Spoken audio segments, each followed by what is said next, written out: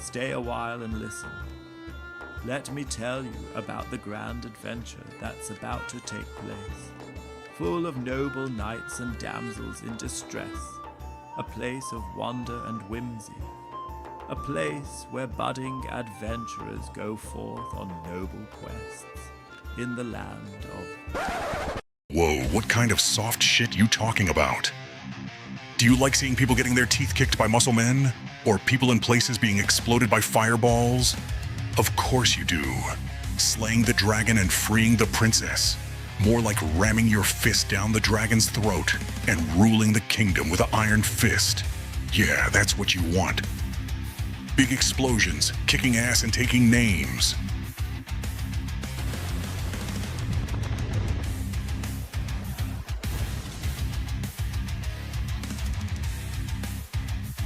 Nimble 5e, the Garden of Death.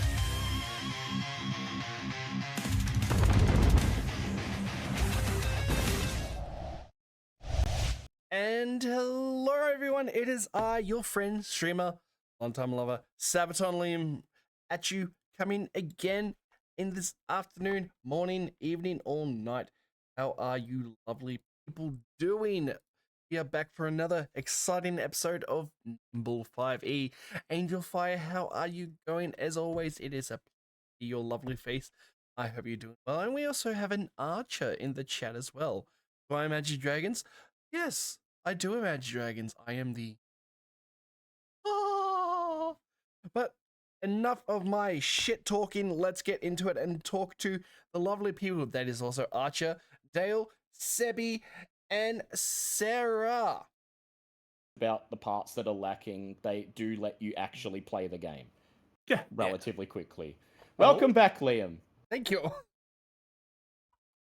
We were just talking about Assassin's Creed and how they let you, like, even though there's so many microtransactions and things, they're usually pretty good at just letting you go into the open world and play, unlike certain other games we can think of. I did see with Black Flag there's only about $85 worth, which, considering it isn't too bad. Optional transactions that you don't need, that you don't actually need to pay currency for, because you can earn the currency in Black Flag Resynced, Shadows, Origins, Valhalla, and Odyssey. Well, how about this? You give me $5 and I will let you turn any 3 dice rolls into nat 20s. Fucking done. No, please don't. I don't want to destroy the game ballads. I'm not Ubisoft. Hey, Dale, what's your PayPal account? No, I'm sorry. That's the thing, though. That's not a Ubisoft tactic, because it's $5 to change the color of your dice. Yes. What you suggested was a Raid Shadow Legends tactic. Yes, an XP booster or some crap. Well, let's get into the game, guys. Welcome back, everyone. It is, of course, time for Nimble. And we're about coming up to the end of this first module. Then we have another module full of rat people, but that's for a future time. I will cue up the music and we'll do our intro and we'll get into it because we've got a lot of stuff to happen. If it's tonight. for a future time, does that mean that Christopher Lloyd's there bouncing around shouting "Great Scott"? Yeah. What's it? I might steal that one. Oh, yeah, just need the. You might have given me an idea. Oh God. What, for the vampire cyberpunk crossover when we're going back to the future? Yes, maybe. Yes. DM just need to get into the Albert, so. Yes, I will post. Just get that. Yes, admit everyone is in. All right. And have we got Louis? We need Craig. Oh, no, We've Craig, got Louis. Craig. We need Craig. He's. We're very unorganized today. Oh, So am I. It's fine. It's okay. I'm now organized. Just as he starts recording, I'm now organized. So let's get into it. 3, 2, 1. As Mario says, let's go. Let's go. Hello, everyone. Welcome back to Dice of the Dead, where the dice decide who lives and who dies. We are back in the world of Nimble, where the final battle for Merrivale is about to unfold. Last time, A Briarbane army laid siege to the village, and our heroes fought valiantly to protect the town and all of the villagers they've come to know. During the battle, a great chasm opened up under the village, and deep underneath, the heroes discovered a long-forgotten shrine to Azrael, a lord of demons. It was here that Cass had a crisis of faith, and it was here that at long last he received the answers from the Almighty that he has been seeking the whole time he's been upon this quest. And so his sense of purpose and faith renewed. He sundered the statue, and with that, the Briarbanes were routed and driven from the village. Before we pick up, there's a small scene that Cass and Phelan would like to roleplay. This scene takes place the very same day that we ended last session, a few hours later, after the party have been extracted from the chasm, and Kale and Kronk have departed to assist the townsfolk in the rebuilding of the town square. It's at this point, under the shade of the fairy tree, Cass approaches Phelan with a sense of purpose. So basically, I'm going to be waiting until probably we've gotten up into the tavern, maybe for the night. As Yep. I follow Phelan in to as she goes into her room and heads for the night, and I just way out in the hallway, and I'm just thinking, pacing the hallway. When it's a bit more quiet, I open up the door, close it, using minor magic to basically fuck the lock up. Yep, the little latch slides down. And I walk over to her and I say, all right. After all that, I think you owe me a few answers, Phelan. Answers for what? Enough with the bullshit. I don't know what you're talking about. The sword.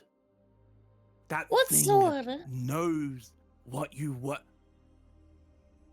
I use minor magic to basically seek necrotic energy out of my eyes, just as an intimidation. Where did you get the sword?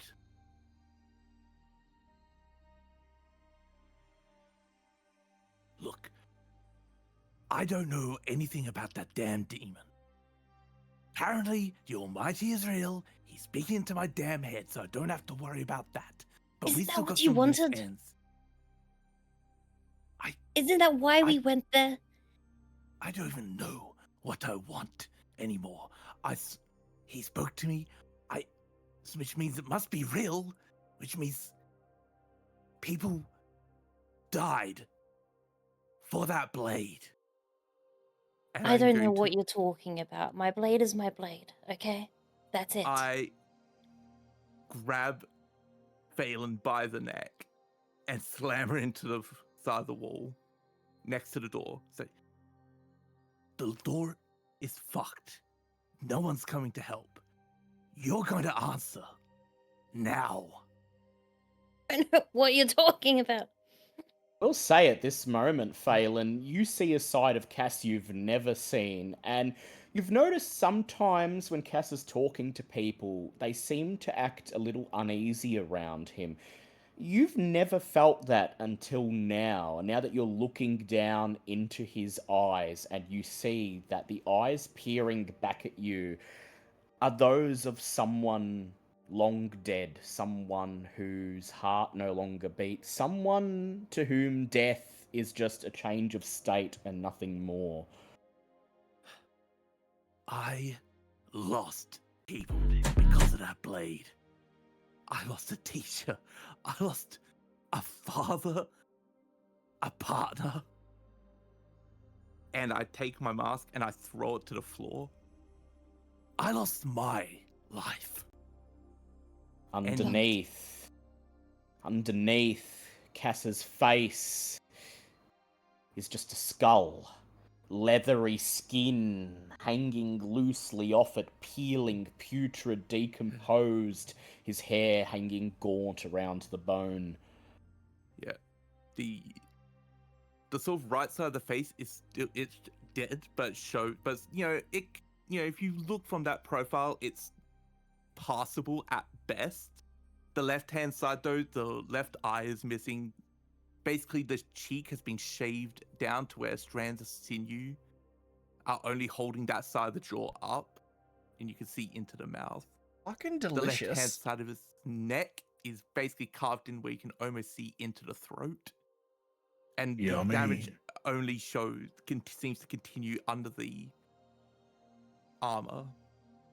And the gauntlet, it feels like there's nothing more in there aside from bone. The one that the necrotic energy always seems to come out of. So Phelan is not going to look at you. Phelan is just going to say that, look, I don't know what happened to you. I just got this sword, okay? I'm not going to give you any other information than that. I don't have to. Scene plays back in your mind as you say this. You remember the sword. You remember sneaking into the compound of the cult of the Scorpion Queen, lifting the sword from where it was hidden, replacing it with a carefully made replica, and sneaking out. You killed nobody. You hurt nobody. Nobody knew you were there. And so, how could you have been responsible for whatever it is Cassian is accusing you of?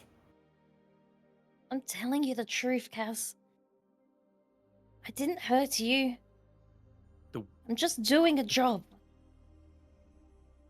And as you're saying that, you can feel around your neck as I'm using Withering Touch to basically, not decay as such, but basically just pumping the necrotic energy. It's like, people died for it. Where? If you didn't do it, who did? Where did you get the blade? I don't know what you're talking about. I'm being serious. I don't know. I was given a job by my boss to get the sword. That was it. He gave me the sword after as a prize for getting it in the first place. How do you think I know all this information on every single artifact that we have come across so far? I've only pumped I'm just trying to do as little damage as I can with Withering Touch. So I'm probably only pumped 1 or 2 damage in. But I just looking into Phelan's eyes, does she look like she's saying the truth? You think, Phelan? You certainly feel like you're telling the truth. I'm saying as much as the truth as I can possibly say. Hard to tell with Phelan. Make an insight check if you like. Are we contesting this? Yes, you can contest it with a finesse check, please. All right. That is a 22. Oh, shit. 20. She's telling you the truth. You can see that. There's no panic in her eyes, no telltale signs of being evasive, but she doesn't have the answers you seek. However, she got a hold of the sword. If she's responsible for what happened to you and your master, Cass, it's only indirectly responsible.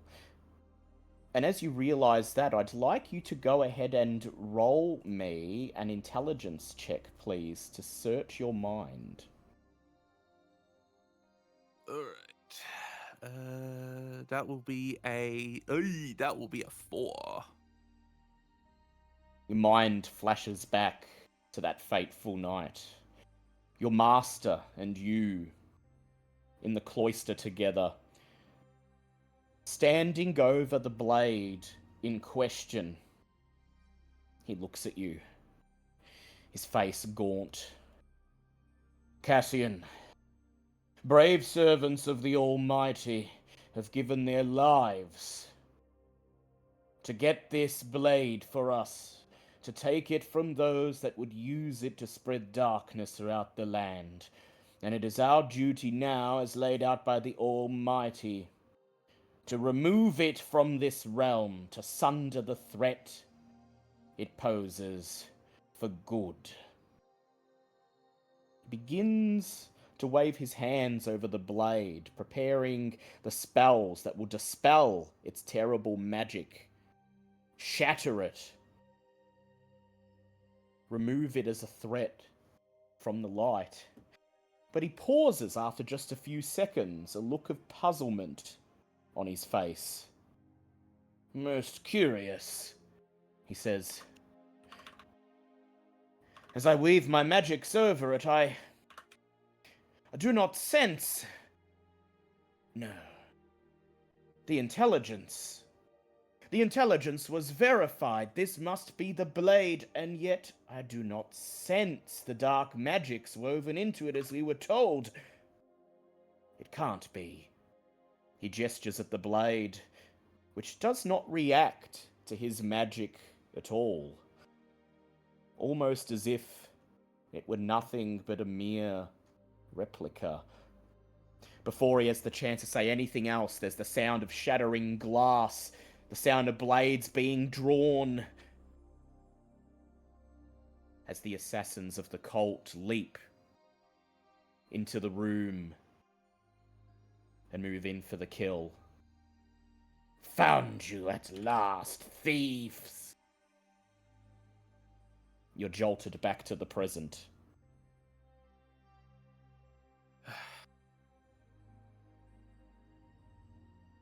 As I sort of think back, I'm like, assassins. And I'm, at this point, I just sort of slam like one more time, like pull it back, slam her more, and pump another withering touch into her, basically leaving a sort of skeletal hand scarring around her neck, basically where the necrotic energy is pumped in. I say, are you sure? Absolutely fucking nothing. Look, I took the sword, okay? You don't need to hurt me more. I took it and I'm cursed too because of it. What do you mean? She follows me. She's after me, that's why I go. That's why I don't stick around. She follows me, I can't. Every time I change, I risk losing who I was. Every time I sleep, she risks pulling whoever she wants out of me instead. I am cursed too, not just you.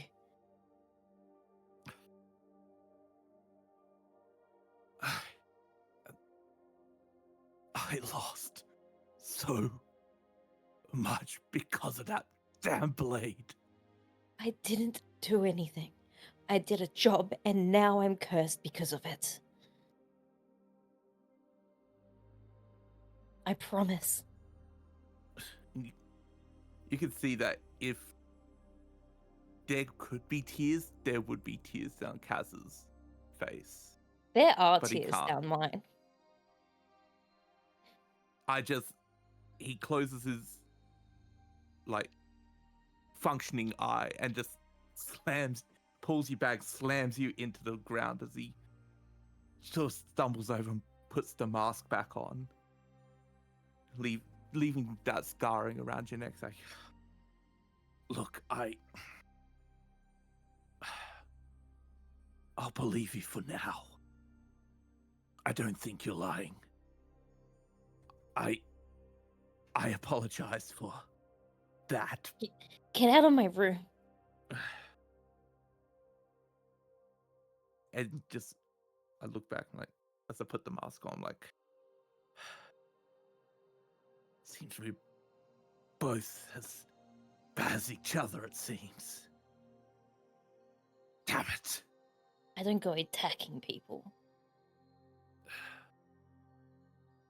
I've had to do what I need to do. And he's going to walk out the room. Unfortunately, the latch is kind of fucked, so he's just going to sort of push the door open, push it back, Just and smash. just leave it. Yeah. Crunk. And Cass is just going to like basically pace the town for the night. Until fatigue finally takes him, he'll just find somewhere to pass out. And with revelations revealed, we move on. Well done, You're guys. a genius. It's the day after the attack. The grey morning light bathes the village. And it's almost as if there was no attack at all. The town square is restored. The buildings are pristine. And there was not a single casualty in the Briarbane's attack. But an air of uneasiness settles over Merrivale as each of its inhabitants is very much aware of the fact that it's only a matter of time. Only a matter of time until something else comes. Until their enemy, Green Thumb, executes his plan and the fate of Merrivale is sealed. And so we find the four of you gathered in the dining room in Mayor Tills's manor.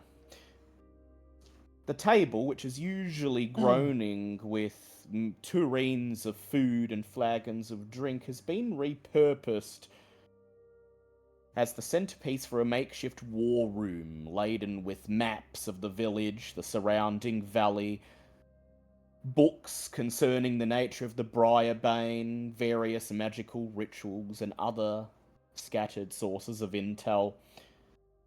Mayor Tills, Captain Shortbow, and the three members of the militia, Core, Tibris, and Sills, are gathered around the table with you, poring over everything that you have gathered in your time in Merrivale.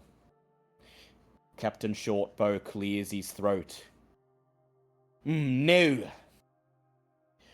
Thanks to your quick thinking and being bold and daring, you've spared the town a horrible fate.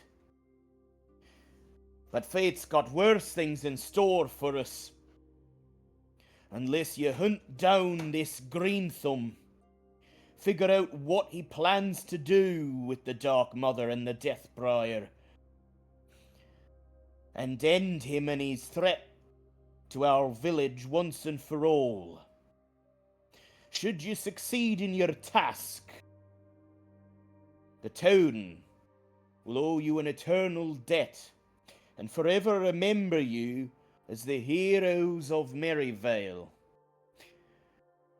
And Mayor Tills here, at this, the mayor nods and gives a small bow, will offer all of the riches that the village can afford, carefully portioned away to pay adventurers should such a situation as this ever arise. Now, he taps his finger on a map of the valley. When you managed to drive back the Briarbane, those that were still alive fled to the north. I'm just going to bring up the map of the valley in Owlbear. I sent Tibris and the rest of the militia north to follow the tracks, and they spent the remainder of yesterday and most of last night following them as far north as the Sanguine River. From there, they say, it looks as if the tracks continue onwards, and if I were to hazard a guess at where they end, I'd say it's in the depths of the Elder Wild. A place you've travelled before when you first came here to this village. Briarbane took with them several objects of sentimental value from the villagers. A chalice that serves as a family heirloom from the inn, a locket from one of the outlying farms, and several small coffers of coin and other trinkets of some small value. It's not known what Green Thumb intends to do with these objects, but it seems the reason the Briarbane attacked us at all was to make off with them. Now, if I had to choose what to do, I'd say you ought to waste no time gearing up for an expedition and following those tracks as far as they'll go. But, at this, he reaches forwards for a glass bottle perched at the edge of the map. And this is the glass bottle you might remember from when you raided the Goblin base. The empty potion bottle that was held by their leader, containing a strange, earthy-smelling green powdery residue. The druid, Lyrial Greenwhisper, spent the last few days analysing the residue in this bottle. And she said to tell you that what was contained in this bottle was a potion that can neutralise the toxin of the Deathbriar. Greenthumb must have given it to the goblins so that they could visit him in his lair, back when they was working together. She believes that it may be possible to brew more of the potion, but before he continue, he's interrupted by the sound of the dining room door creaking open.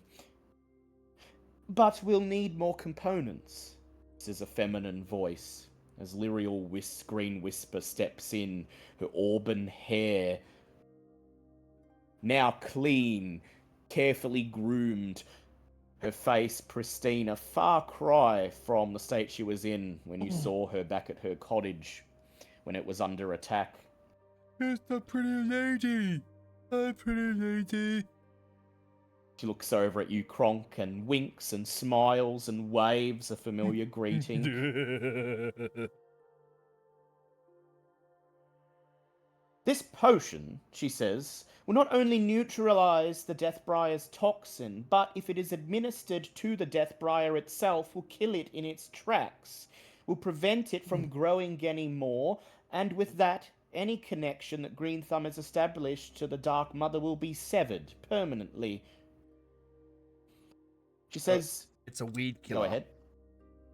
Indeed, a glorified weed killer, she says. A super-powered magical weed killer. But I cannot just make more of it. There's one component that is sort of the linchpin for the whole thing to work, she says. Elder honey. Don't laugh, she says. It's not ordinary honey. This honey, for generations, has been cultivated to carry within it the energies of the Elder Wild itself. In generations past, our Druid Circle, the Green Whisper Circle, devoted their time to cultivating this honey in a special cavern. Here, a hive of bees, taken from the Alderwild and carefully bred to our specifications, were raised and kept purely for the purpose of creating and cultivating this honey, so that it would be ready for when the Deathbriar would inevitably rise again to threaten our lands. However, with the passing of the Archdruid, and with the circle being reduced to only myself, It has been decades since anyone has set foot within the cavern. There was a druid of our number, Erlach, whose job was to reside within the cavern and ensure that the honey was kept safe, that the bees that produced it were kept fed and happy. But nobody has heard of him since the death of the archdruid and the sundering of the circle. I do not know what state he or the cavern are in today. But honey of that magical hour should not simply disappear. Even if the cavern and the beehive is no longer maintained, there should still be stores of it left. And if you were to gather some for me, it would be a very simple task for me to brew the very same potion that Green Thumb once did in this bottle, and that would grant you fantastic boon in your fight against the Deathbriar. This Captain Shortbow shakes his head. Aye, but the cavern is at least a day or two out of your way. Now, far be it from me to decide where you should go next, but I'd say it'd be wasting your time. Take the fight to Green Thumb now, before he has a chance to bolster his forces and launch a counterattack. At this, he marks a spot on the map of the valley where the hidden honey cavern is said to be.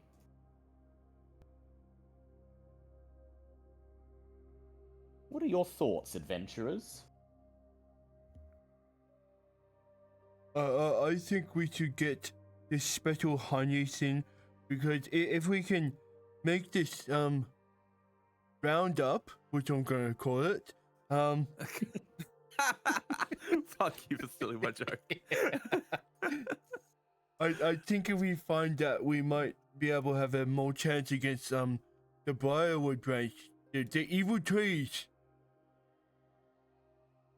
I agree, says Lyriel. This potion is incredibly potent. Just a single drop would kill any Briarbane.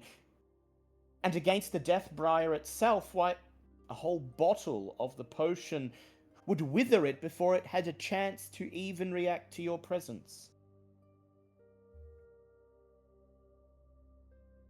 Cass is going to be stay silent. He's sort of still mulling over the night before. Actually, I would like to use my one with the ancients for guidance, even though because they both seem like very dangerous things to do, but yeah, hopefully my ancients will guide me to, well, the most fun but the wisest action to go. So it will direct you towards the most dangerous option. You close your eyes and silently call upon your ancestors, a lineage of red dragonborns descending from the elder red dragon Argith, who once held the Frostforge Mountains in a reign of terror. And an image appears in the depths of your mind, an image of you leading the party deep within the Elderwild into a crumbling dwarven necropolis that is Green Thumb's lair, standing before the towering, quivering Deathbriar as a single sucker pod bears down and swallows you whole.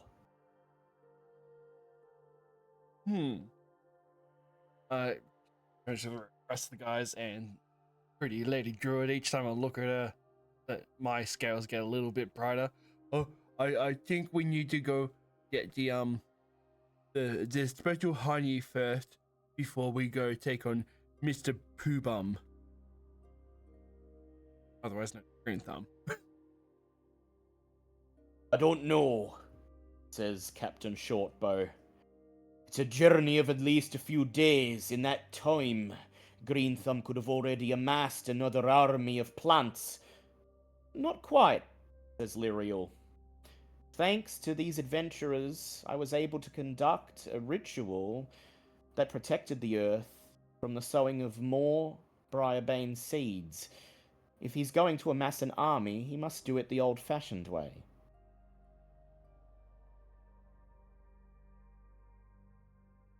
Are you talking about just good old-fashioned recruitment?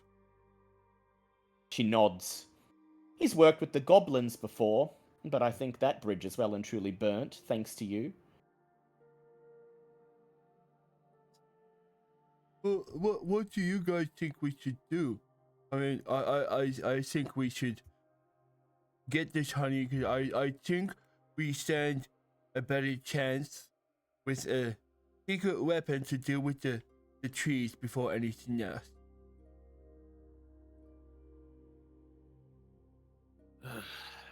Guess we only have one option, don't we?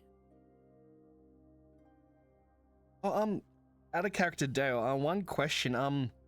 Yep. I remember like ages ago I got a boon to call the I think it was The the druid. Yeah, the druid, and Yep. was it either helping or her calling pretty much Was you were able to call upon her at any time. And now that you've mentioned this, she does indeed look over at you, and she says, with the boon I granted, as soon as you've acquired the honey, should be a simple matter for me to, through that magical connection, instruct you on how to brew the potion yourself. No time need be wasted returning to me and waiting for it. Oh, excellent. So yeah, that will save us some time. Perfect. 3 militiamen salute. Well, whatever you guys choose, we're behind you 100% of the way. Let me guess while staying here. Well, you're muted, Archer, I see. You moved your mouth, but no sound came out. Apologies. What were you saying? I said in character, yeah, of course you're behind us. You're cowards. Hey! Learning. Hey! They all shout in unison. During the attack, we each took out 1 Briarbane between us. I just pat him on the head, and that was a very good job. Crunk is proud of you. Crunk.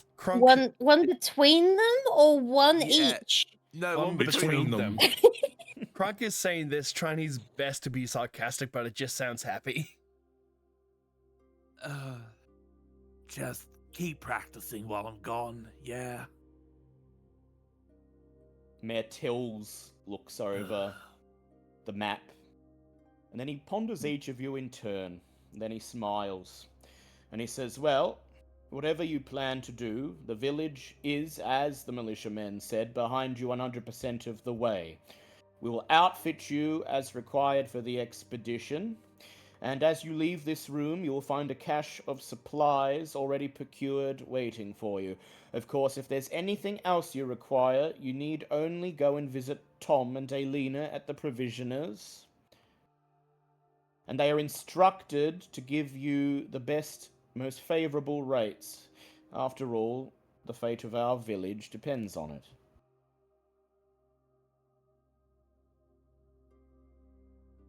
So, the supplies that are already there, does that include health potions, or do we buy it? At this, Captain Shortbow claps his hand, and he says, well, you'd best be on your way, before it gets too dark, like daylight's burning. And so you bid farewell to everyone assembled and step out into the hallway, and sure enough, there is a cache of supplies assembled. A small wooden crate containing within it a single health potion for each of you. 2 more potions, one a deep, smoky blue, and the other an acidic yellow that you recognize as a potion of Cat's Grace. Oh. In addition, there are 4 pots each sealed with a cloth and a bit of twine. From each of them emanates a very pungent odor, and with them there is a small scrap of paper with a clumsily written note on it. For my best friends. Samples of Sprig's latest recipe. Eat it when you need a pick-me-up. Oh god, no. Yes. God damn it. Yes. Oh, Kronk's taken care of. Kronk got You 4 can- meals. Hell yeah, let's go. So you can eat these at any time, and when you eat them, if you're able to make a successful strength save, you can roll a hit die to recover health for free. Oh, speaking of which, did we get like a full night's rest? But not enough to restore your hit die. Right. Okay. Gotcha. Yeah. Just want to double check. So would anyone so- mind if I took their Cat's Grace potion? Gee, I wonder why. I don't mind. Yeah, you I can don't take care. it. Yeah, you can have them. And what You was the spend other a- potion? Or we don't The know other what it is? potion, a deep smoky blue, someone can go ahead and roll an arcana to identify it if they like. I think that might be up to Phelan. on that I one. think so. 19. 19. I was already rolling. Uncork it, and it's got a smell that reminds you of. Smells like descending into a cavern with deep cavern with thick, impenetrable stone walls. This is a potion of bull strength that grants +1 strength when it's consumed. God. That is also good for a particular dragon. So I'm just gonna throw it at him. Thank you, pretty lady. Spend a Drink few it, it'll make you go moments- ree. So not only will I have the zoo. Oh If my it makes god. you go re for more than 3 hours, though, call an ambulance. Oh my god, I'm gonna go Yes. full autistic Zoomy and Re. At the same time, you just turn into a freight train. Fucking drank the red cordial. Yeah. You spend a few moments Kronk's getting the dividing up purple drink. You spend a few moments dividing up the supplies, the stew, the rations, the potions. Then you check your gear, and then you set out. And is there any last-minute purchases you would like to make before embarking on another expedition into the valley? 70.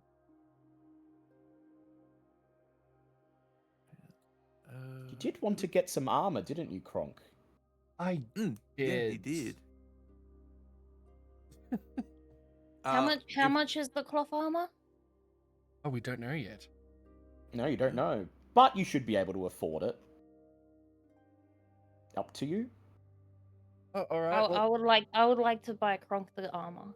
Is it because I Okay. bought you daggers? Yeah, I'll chip in for Kronk's armor. I So have plenty to buy the armor. So on your way out of town, you stop by the provisioner, and Tom is there and happy to serve you. And when you tell him that Kronk's looking for armor, his eyes go wide as dinner plates. Kronk's not used to wearing armor. Kronk's not Berserkers used to don't- wearing anything. anything. Precisely.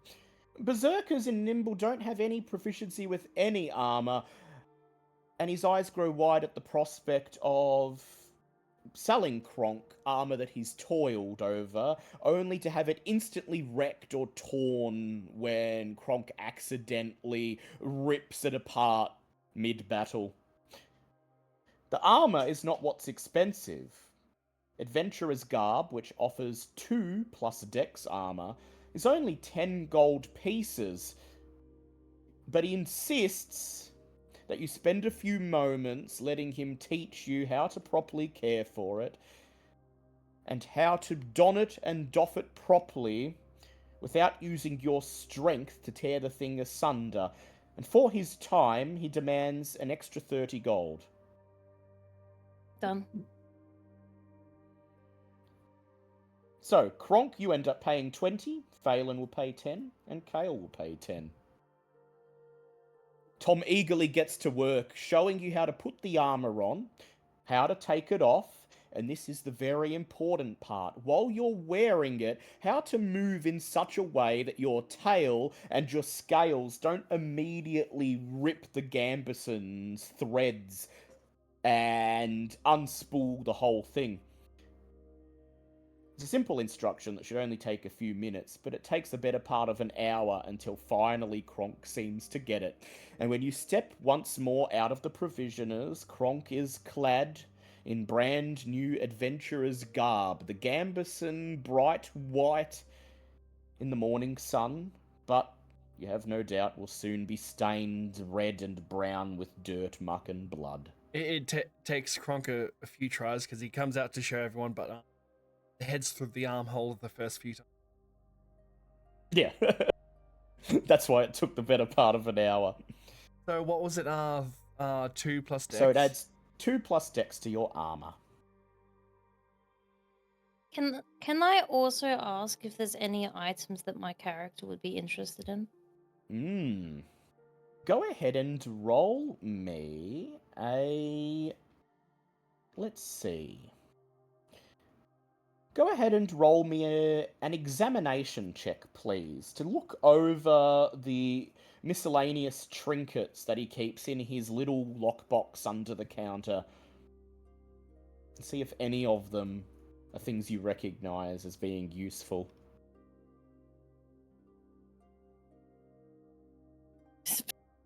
10. 10.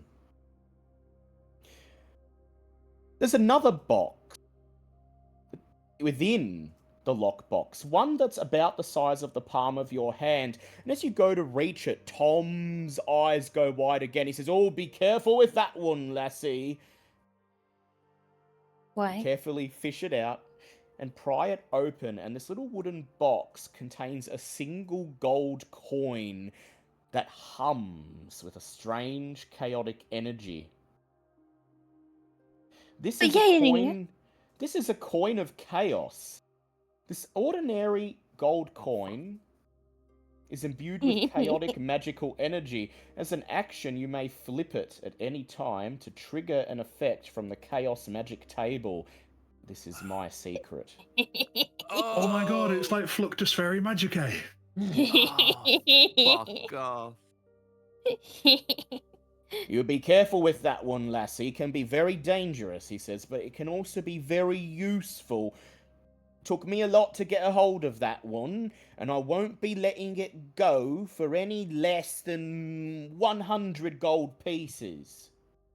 Can I throw him all the little trinkets that I've been collecting over the last, 10 sessions? I have 2 daggers, I have cheap hides, I have the rubies, I have a bag of flowers, I have a gold chain.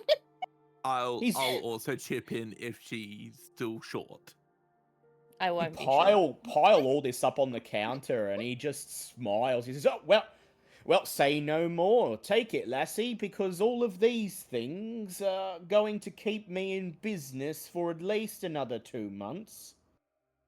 And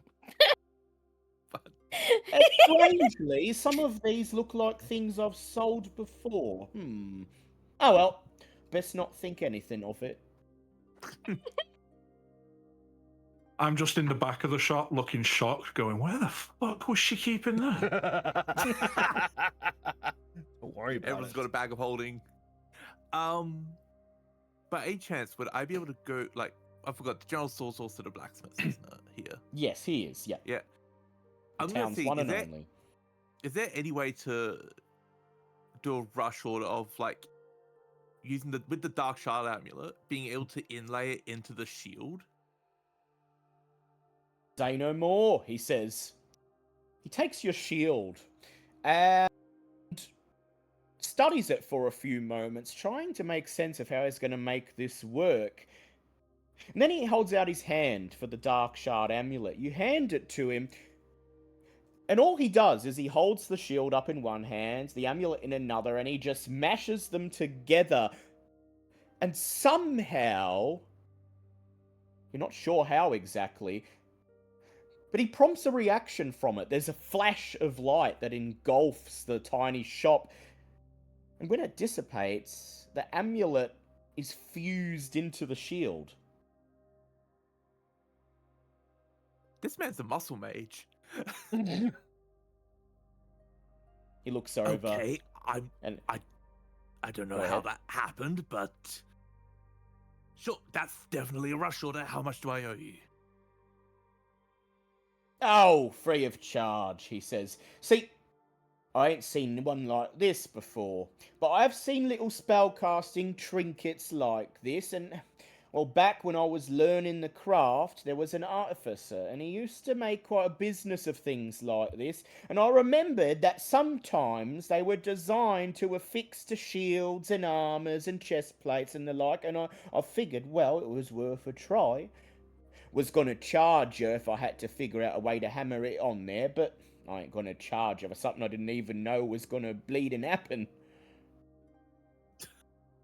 It was a last minute thought, but thank you so much. And Cass will just give a gold as a tip. Oh, thank you muchly. Of course. And then you turn. Go ahead. Yeah, I was just gonna turn and leave after that. And then you turn and step out, and as you're leaving the store, Remy Gunthal comes running out from behind the counter, waving, "Bye, adventurers! Make sure you cut down the Death Briar for me!" We will! Stay safe! I love you! And you leave Merrivale behind. As you crest a hill, the tiny village disappears behind you. You can't help but feel a strange sense of foreboding. Whatever happens, this is the last time you'll be leaving on an expedition like this. And when you return, it'll either be as heroes or as marchers. Find out next time on Dragon Ball Z. So, off to the Hidden Honey Cavern. It's due north of the village. You have two ways you can get there. The quickest way would be to head straight north through the Bramblecrag foothills. However, there is a chance that somewhere along the way you'll get lost in the treacherous terrain. Ooh. A second... Go ahead. If we go the shortest way, can I use my crows? You could, and that would assist Kale in making sure you don't get lost.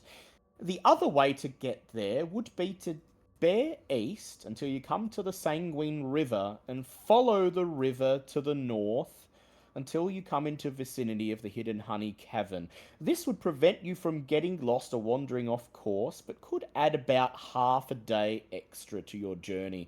Either way, it is early in the morning now. By the time you arrive at the cavern, it'll be either late in the afternoon or early in the evening.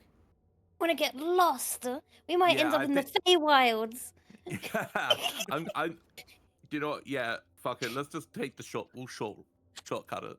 Can you stack? I've been in Fae before. She's not that wild. But yeah, can we stack advantage with like tracking? So if for example, if I had Naturecraft and we had the crows as well with Kale. Can you even do that? Yeah. Okay, cool. So you you can. stack multiple advantage. You can. Right, cool. Huh. Friends! Bellows Kronk as he taps the shield, and the crows just billow in out of nothing, forming a big pulsating black mass in the sky above him. He caws at them to scout ahead. I'd shout out, "It's okay, you don't have to lift me up this time." Hale, as always, ranging ahead 10 or so feet, blazing a trail for the rest of the party. Kale, you may go ahead and make either a perception or Naturecraft check with advantage, please. Would I be able to give him extra advantage if using Naturecraft? What is your Naturecraft skill? Naturecraft is at 3. Yeah, okay, so roll double advantage, Kale. Okay, so 23. I was about to say, watch them 23. all be one. Yeah, I was waiting for it. 2 of them were 1. Oh, One of them shit. was 19. Oh! Wow, that double advantage saved the day. Let's go! Just as well, because the And cavern that, is this die is going in jail. Yep. yeah, where it belongs. Just as Amen. well, because the cavern is so well hidden that the DC on that check was 18 anyway. So Fuck. you're lucky. Between the crows up in the sky and Kale up ahead with his wolf cub bounding alongside him, stopping to sniff every single rock and flower and gnarled tree along the And way. pee on them. And pee on them, of course, to mark his territory. You manage to travel in almost exactly a straight line from Merrivale across the cragged foothills, ducking below them, weaving in and out of tiny alcoves and chasms, climbing up precipices and back down again. And just as you see the Sanguine River stretching before you like a blood vessel running through the valley, you're all stopped in your tracks by the sound of something rumbling ahead. Thump! Thump! Thump! Great heavy footfalls, and the ground around you trembles with each one. Kale, being ahead of the rest of the party, you see on the horizon, slowly making their way down one of the foothills, a group of 5 treants. Living trees, not briarbanes. That's clear from this distance. But what is not clear is whether they are friend or foe.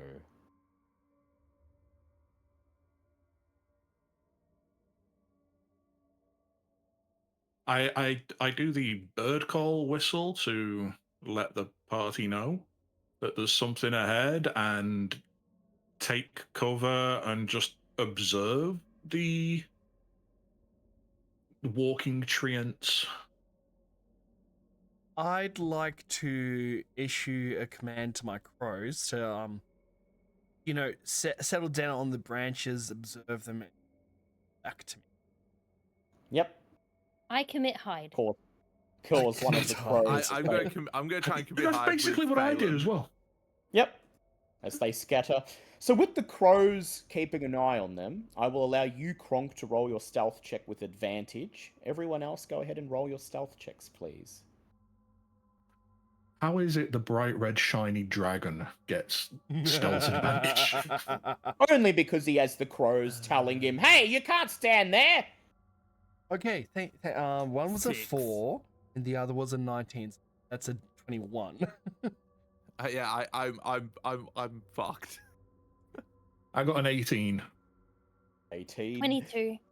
22. You're lucky, Cass, because 3 out of 4 means it's a group pass. So you're the one just left standing in the trail, and Phelan just reaches out, grabs you, and pulls you into cover behind one of Oh, the you're an rocks. idiot. And then you wait, crouched in silence, as the footfalls get louder. Ka-thump! Ka-thump! Ka-thump! And then you see them. The treants are not fully grown, not quite the full height of a mature oak tree. It's clear they're only saplings. The bark is still thin, almost greeny in colour. They slowly, silently move down the trail towards where you were only seconds ago. They're talking amongst themselves, whispering in a deep, low, grumbling voice. The trees bleed. The valley fights back. We will find who makes the trees bleed and smash them for the Elder Wild, smash them! The other treants cheer. Smash the enemies of the forest! Oh, oh. Do we hear Oh, yep. this? You do, yes. I'm just Crunk. gonna cast detect magic as well, by the way. Crunk steps You out. do not Going. see any magic. Gotcha. Crunk steps out. Away with the people who hurt the forest. Oh, no. Treants immediately stop in their tracks. They fall silent. The one that seems to be leading the rest of them watches you intently, bark peeling like eyelids, its face narrowing, studying you. You notice its eyes lingering on the axe slung over your shoulder. Uh-oh. I put my back.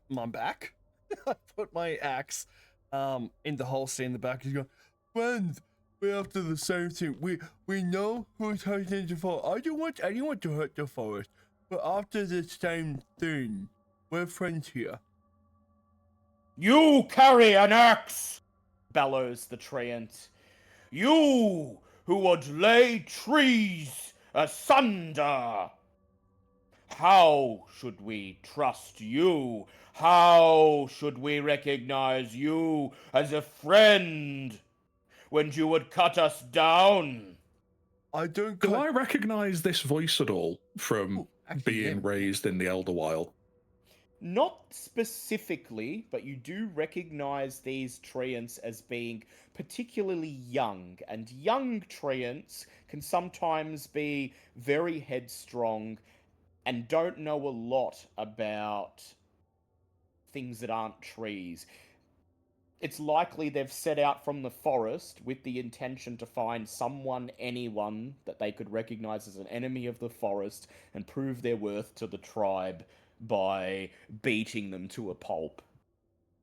Yeah, fair enough. I quietly hiss and whisper to Kronk, just tell them that you use it for chopping down briar beans. That's what I do.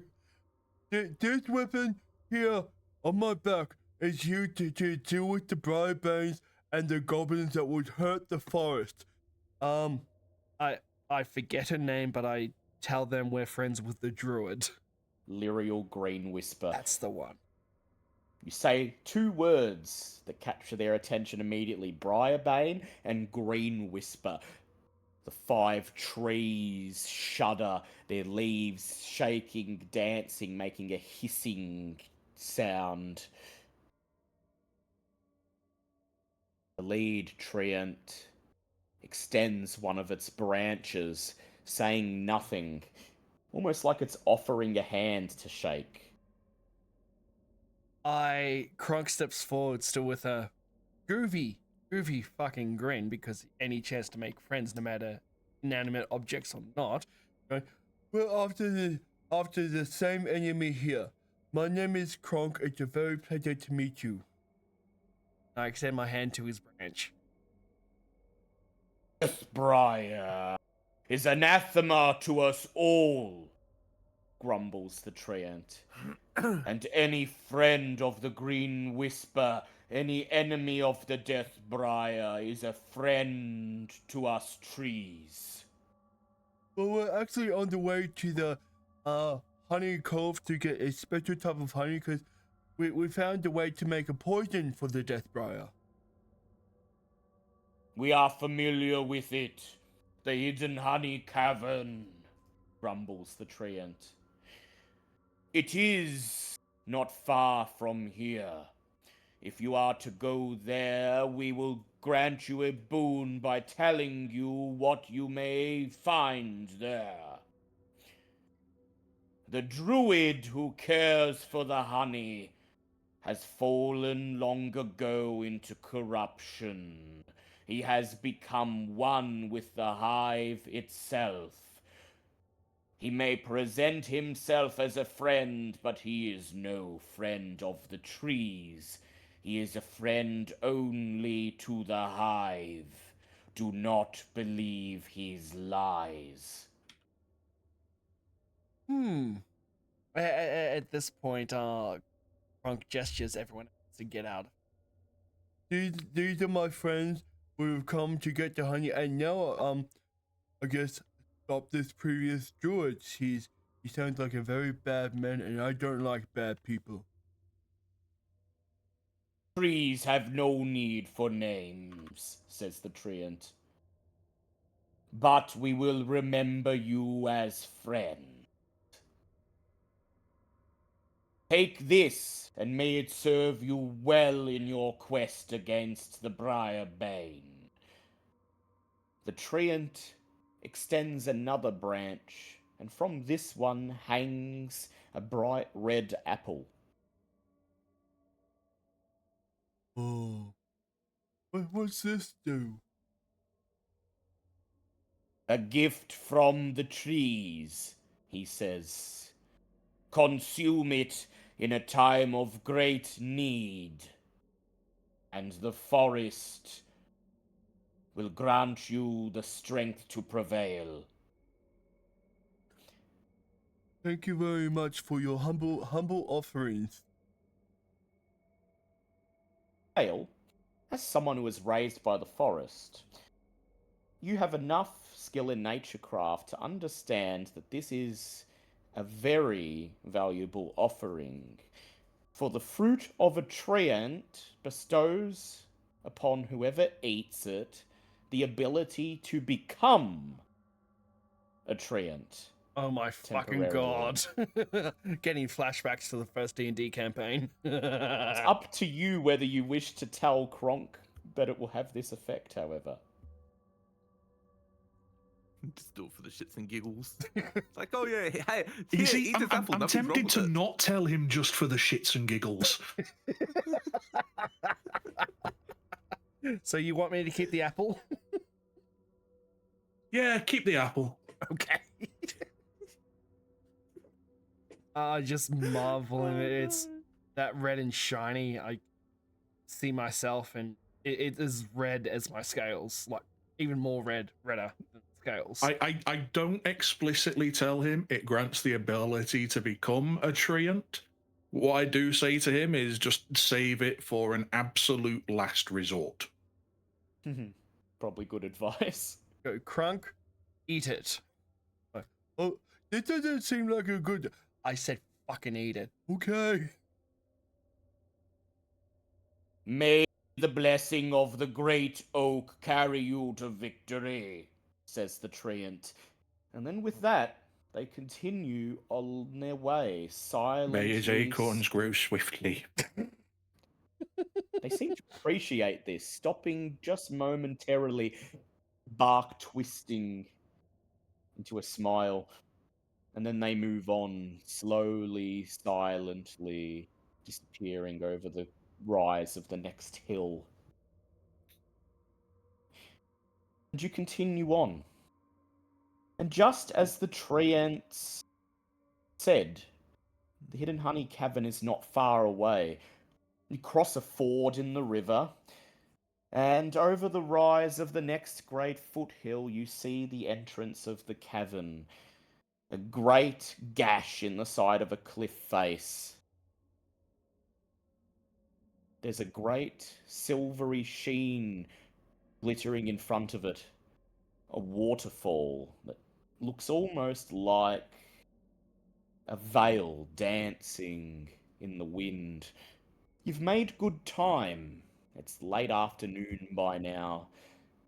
The sun is starting to descend over the horizon. There are a few hours of sunlight left. I'm going to change the map.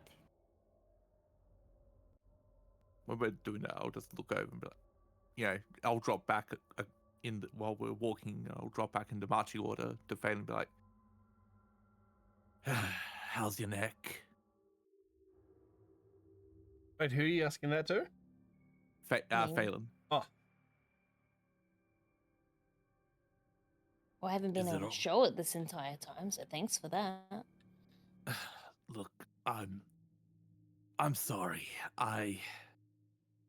It's just a lot to be like this and not get any answers. Why don't you go I- strangle freaking our friends over there, as I point to the guys in front of us. I just point to Crocs like, I don't think he's had a coherent thought this entire time. And him, You and I all point just to point Chaos to me. like, I'm just. I don't think Sticks and Stones over there is any better. I roll my eyes and just keep walking. I can fucking hear you, you know. No offense. You descend down towards the billowing waterfall, and there's a pond spilling out from the mouth of the cavern.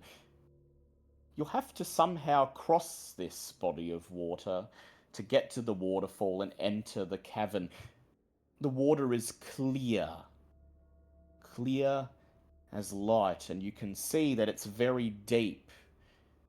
At least 10 feet straight down, the water billowing down into what at one point in time would have been yet another chasm between two foothills.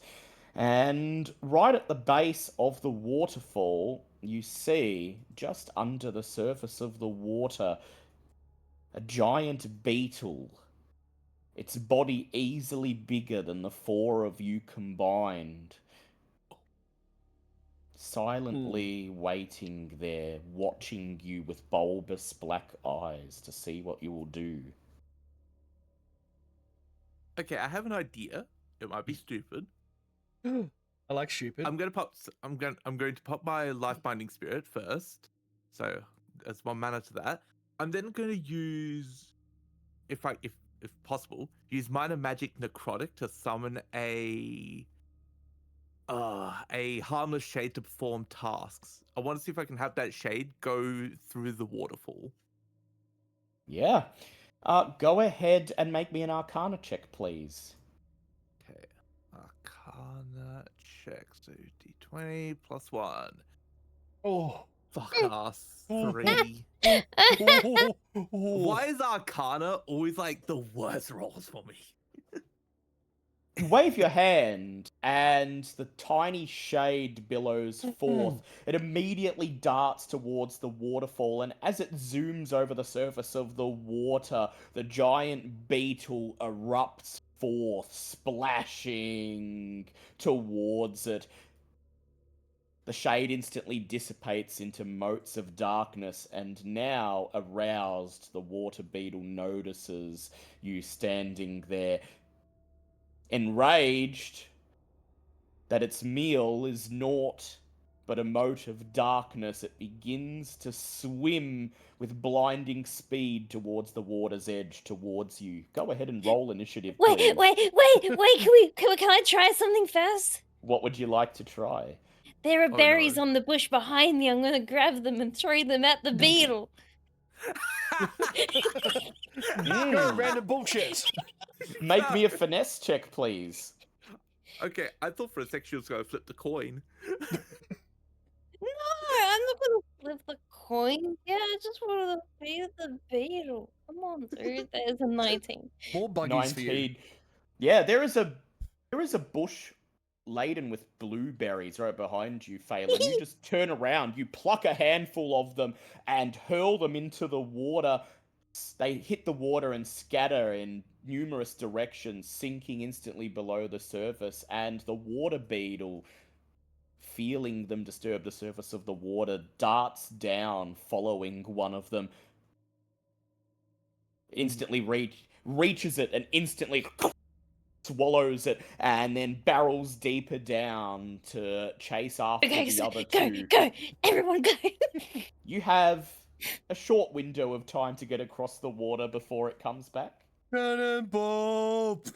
Oh god. Yeah, look, okay, I'll book it. Book it. Like, okay, bad idea. That was a bad idea. So, Kronk, you're just swimming straight to the cavern. Phelan, are you swimming, or are you going to try to maybe scramble along the cliff face? I'm gonna like jump over this lily pad and go around. Yep. Assassin's Creed style. Yeah. Cass, how are you guys getting to the... I do the same, but I'm like face palming and muttering that I'm working with fucking amateurs. I You blinked at- probably are. I just What's looked at wrong it and with was like, what's wrong with my bugs and my beetles, guys? fucking amateur, and I just blink step twice. Yeah, so no roll for you. Um, Yeah. you just I step just forwards and whoosh, appear Yep. in the mouth of the cavern. Pronk, I would like you to do a might check. Phelan and Kale, I'd like you both to do, for me, finesse checks. That is a 24 for the Kronk. I'm just gonna wait here and be like, who's the amateur? Oh no, my dice rolled off the table. Oh no. Ooh, time to Fucking cheat. get you. Natural Unnatural 20. Hey. Yeah. Fucking rogue players, man. Kronk just dives into the water and breaststrokes across, and as he reaches the mouth of the cavern, the water beetle begins to ascend towards him, and as he pulls himself out of the water, it just bursts forwards and its pinches snap, grabbing the thin air where he was only a second ago, while Phelan and Kale leap from a lily pad, scrambling across the cliff face and deftly sliding into the cavern's opening behind Kronk. Can I throw more berries back behind us after Yeah, we pass you make through? sure you've still got a handful of them. You turn around and just throw them into the body of water, and the beetle descends, sending a great splash through the waterfall, instantly soaking you. Thank you, beetle. Find yourself in a long, damp, narrow tunnel. It's wide enough only for you to move in single file, and as you step further into it, it gets darker and darker. Soon enough, you won't be able to see. I would like to drink my cat potion. Yes, you drink it. Slides down your throat, and you nearly sputter from the smell of cat urine. But then your body feels invigorated. You're nimbler, lighter, Oh, that's almost prancing down the tunnel. So that's +1 dex until the next time you have a safe rest. Oh yeah, I'm just gonna say this now. With the amulet, I'm just gonna have the Dark Shard amulet use fire while we're here. Yep. Yep. So it glows. It glows and provides enough light for you all to see about 6 spaces around Cass. But because it glows so intensely, anything that's lying in wait in the cavern can see you approach. Are you okay with this? You know what? I'm gonna set it as fire, but just so I can use the cantrips. But I'm going to keep I might keep the light off, and I'm just going to keep detect magic going instead. Magic. You do detect magic, Cass, somewhere far within the cavern, way within the depths. Faint Oh god. glimmers of it in the air, but so faint that you can't tell what kind of magic. Oh god, not again. Come on, friends. Let's go. There's only one way to go. I'm gonna be directly behind Kronk. Yep. I've got shenanigans prepared. I've got shenanigans prepared. I The deeper you go, the darker it gets. And Kronk, you feel yourself drawing closer to the end of this tunnel. You can just make out dead ahead where the tunnel seems to widen into a much larger cavern. But it's so dark at this point, all you can make out are vague grey silhouettes. As we're bringing up the rear, I just whisper to Phelan, so what's going on with you and Zombie Boy today? You don't want to know. Okay. I think there's something in the next room. I'm not sure because it's too dark, but I see shadows. Well, not shadows, silhouettes.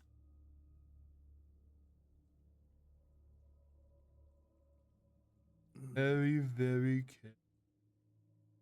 Crack. He's hunting wabbits. Then you're going to creep ahead. Yeah. Going to move into the darkness. You're comfortable with that? Oh, I dare say. Minor Cass, magic. I dare say Cass is behind me, so I can see a little bit. Oh, he's gonna turned the pop- light off. Yeah, I'm gonna Oh. pop minor magic. I'm going to give. I'm going to like replicate dancing lights from D&D to have like a couple of little motes of light, dim light. Can I Yep. send out Dog to scout ahead in the dark since he can see through his nose? Yeah, you sure Puppy. can. What? Alright. Puppy, Go puppy. ahead. Go ahead and roll me a perception, please, Kale. So we've got some. I'm gonna dim light whisper to around Kale us. that I'm going to tell him later. It's 17.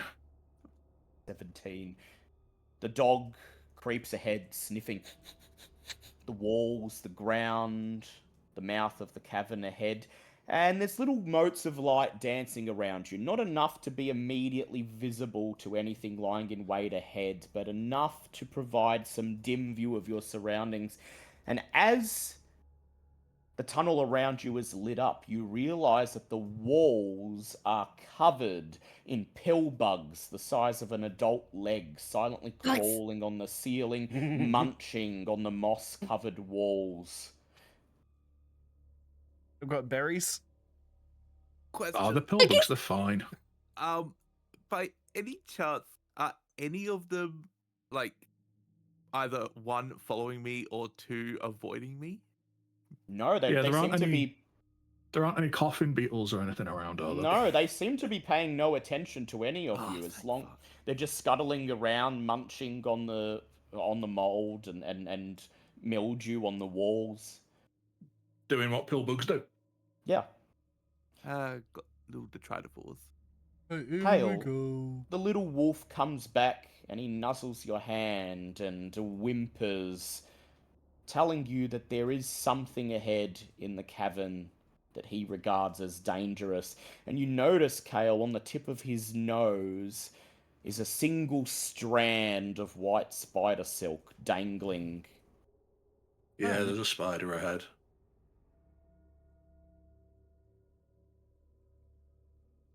My I'm going to goddamn guess redneck back. somewhere between Shelob and Aragog.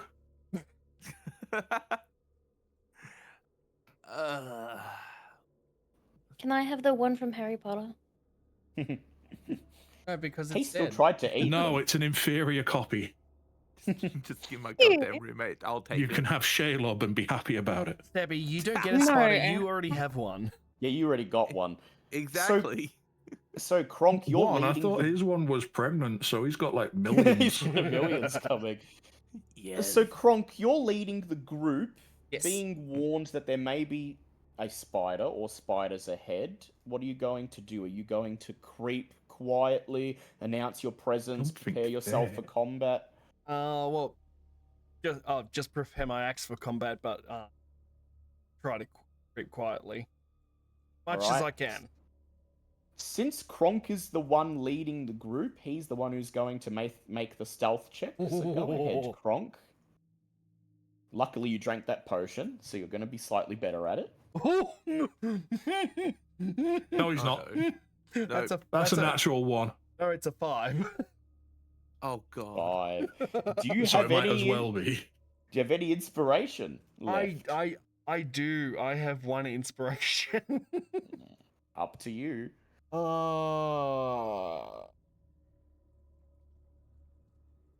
No, I feel like I should save it for another, for like something. Yep.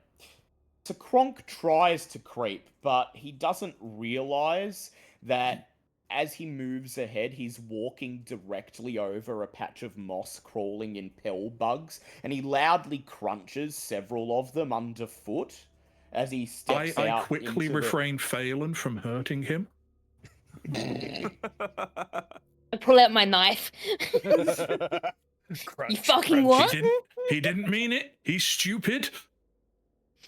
He steps out Nice. into the cavern ahead, the dancing lights following him, and the first thing you see, Kronk, as you step out into a lair of spiders filled with strands of web as long as hammocks. There are 3 giant spiders now alerted to your presence, slowly descending from the ceiling, but at the very back of the room, feebly struggling against the webs, is what looks like a bugbear. He sees you step into the room and his eyes plead with you to help him. Go ahead and roll for initiative, Kronk. Oh. There's my fucking 20. Oh, wow. 3 actions for you. Shit. Yeah, fuck. Is it, what, 3 actions to use now, or are we waiting for giant spiders? Waiting. Oh, no, you get to go first, but still waiting for everyone else's initiative. Okay. Oh, so you just asked. You just asked. Oh, you only asked for Kronk. Yeah. No, you're all rolling initiative. 7. 1 action for Cass. Oh, actually, no, wait. That'd 18. But yeah, doesn't 2 matter. for Kale. 8. Whoops.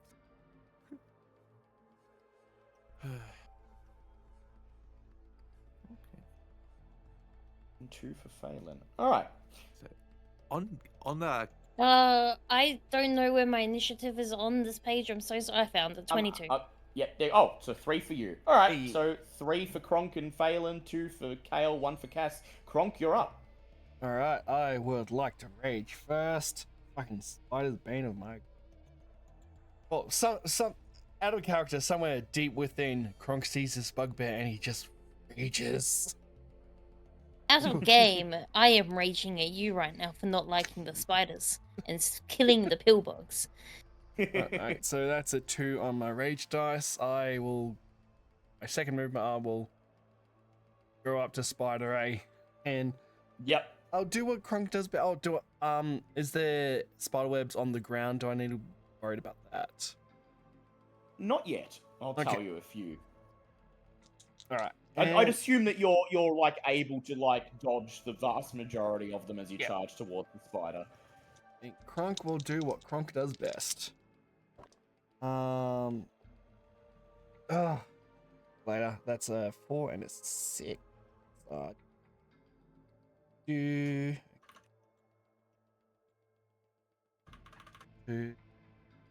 is 14 damage. 14 damage, very nice. Giant spider A leaps off the web towards you, and you raise your axe and, like a baseball bat, just hit it as it flies towards you, knocking it out of the air. It lands on its back and squirms before righting itself, one of its legs missing. And that is the end of Kronk's turn. All right, Cass, you're next. Okay, mine's gonna be very simple. I'm gonna pop the Dark Shard Amulet to try and cast Heart's Fire on Phelan. So I need to roll Please. a DC 10 Arcana check. Yep, and then please explain what it does so she knows. 19. Well, that'd be a +1, so 20. Yep, you got enough. Okay. Dale, can you please respond in DMs to my message to you? I can. Oh. Yes. Yeah. All right. So I will get to that. Don't worry. Don't worry, Yep. Sarah. Secrets Cool. Sorry, go on. Yep. So Dark Shard Amulet basically, when you put this on for the first time, she's a spell school you don't know. Yep. When you're wearing it as an action, so when I equipped it to pop the fire. Yep. When you're wearing it as an action, you can make a DC 10 Arcana check to cast a cantrip from your chosen school. If you're a spellcaster, you can use it as a spellcasting focus. And what does the cantrip do? Heart's Fire. So range 4, give an ally within range an extra action. Ooh, so she's got 4 actions. Yeah, Lovely. I have 5 because I can move or Yes, hide for exactly. free. Yeah, Yes. that was the idea. Go, my tiny blender, go. Yeah. And that's She my just turn. begins. I've done my job. She just begins moving like a blur, dodging past you, charging towards where Kronk is. When combat's over, Phelan, you'll get to punish him. Kale, you're up next. Sarah, do we want to try keep these spiders intact so you can get the poison to recharge your daggers, essentially? Yes. Alright. So yeah. By intact, we mean dead though, yeah? Yeah, dead. Yes. Yeah, just not smashed into bits, ideally. Yes. Yeah. So I just sort of aimed the shield with the inlay at Phelan will say, "All right, here you go." And so you've now got 4 actions on your turn. Well, 5 Yep. actions on your turn. And So I'll Kale reckon with is that. up. I take aim at Spider B. Yep, you got just enough no. light to do that. Wait, first I put down my thorned shield as cover and Yes. prepare it. And you're in just the right space. Spot in to this do very that. narrow tunnel. You're essentially completely protected should they shoot any webs at you. I take aim at Spider B and let loose with an arrow walloping. Yeah. 4, 6 plus dex is 8 plus 1 is 9. 9 damage to it. Very nice. And It's scuttling up the wall. duck and behind the thing after I do that. Like, you I just duck behind the immediately thing. drop. Yep, just completely hidden from view as the arrow hits it on the back, knocking it off the wall, and it lands prone, struggling to right itself. Oh, do I have any more? Yes, I have hours left. Good. Phelan, you're up. Go, Blender, Your go. 5 actions. Go. Brrr. Jesus Christ. Okay. You can use me as a First action, springboard if you need, it's fine. I was gonna say I'm gonna jump over these 2 guys because I am small enough. Yeah, just whoosh. And I'm The going to preferred move term is tiny. small. Yeah. Move up to the bugbear as far as I can go Yep. to I think release you've got the enough said actions to bugbear. get to him. Yep. So you take your free move to get into the room, your actual move to get to the bugbear, which leaves you Yep. with 3 more actions. You'll use one of them to cut the webs off in. Yeah. Go ahead and make me a finesse roll to see if you're able to do it fast enough. 1. Am I able to do it fast enough? 20. The daggers come out and just cut him free. He falls down and face plants in the dirt, but then grumbles a word of thanks as he begins to climb to his feet. Sorry, You little have guy. 2 actions left. Giant Spider A is distracted, so I'm going to hit him for max damage with dual wielding on both my daggers. Yep. Are you going to do your cheater? You're going to use your gambler ability to roll a single die to max your sneak attack? Yes. Alright, go ahead. Roll a d20 for me, please. If it gets higher than 11, maximize 12. your sneak attack die. Oh. Alright. Go ahead. Maximize your sneak attack die. I don't even know how many dice. So you're just rolling your normal dagger attack, which is if you're dual wielding, you roll with advantage and just 1d. take the highest, and then you just add your max sneak Did I attack jump onto scare that. you? Yeah, I bet I did. Plus, don't you have an ability opportunist that lets Yeah, you crit? which also it's a crit on max on brain. Yep. So count up all your dice. Build a big dice pool and let them have it. I'll be back in 2 secs. It's okay. It's gonna Gonna- take me that long to Yeah, I figure was out gonna how. say. Yeah, exactly. I was like, perfect time for a piss break, baby. So that's 8 plus.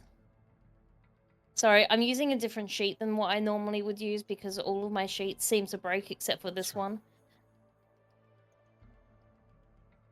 Oh, good. Plus dual wield. Plus dex. Good.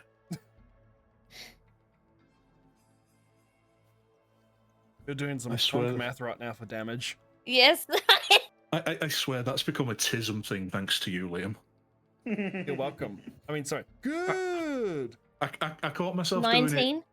I caught myself doing 19. it today when my wife came back I from think- her author meeting. I was like, good. Phelan darts forwards, and the daggers just come out and cut both the fangs off the spider, catch them in her other hand, hands them to Kronk as the spider just hisses and Been dies. defanged.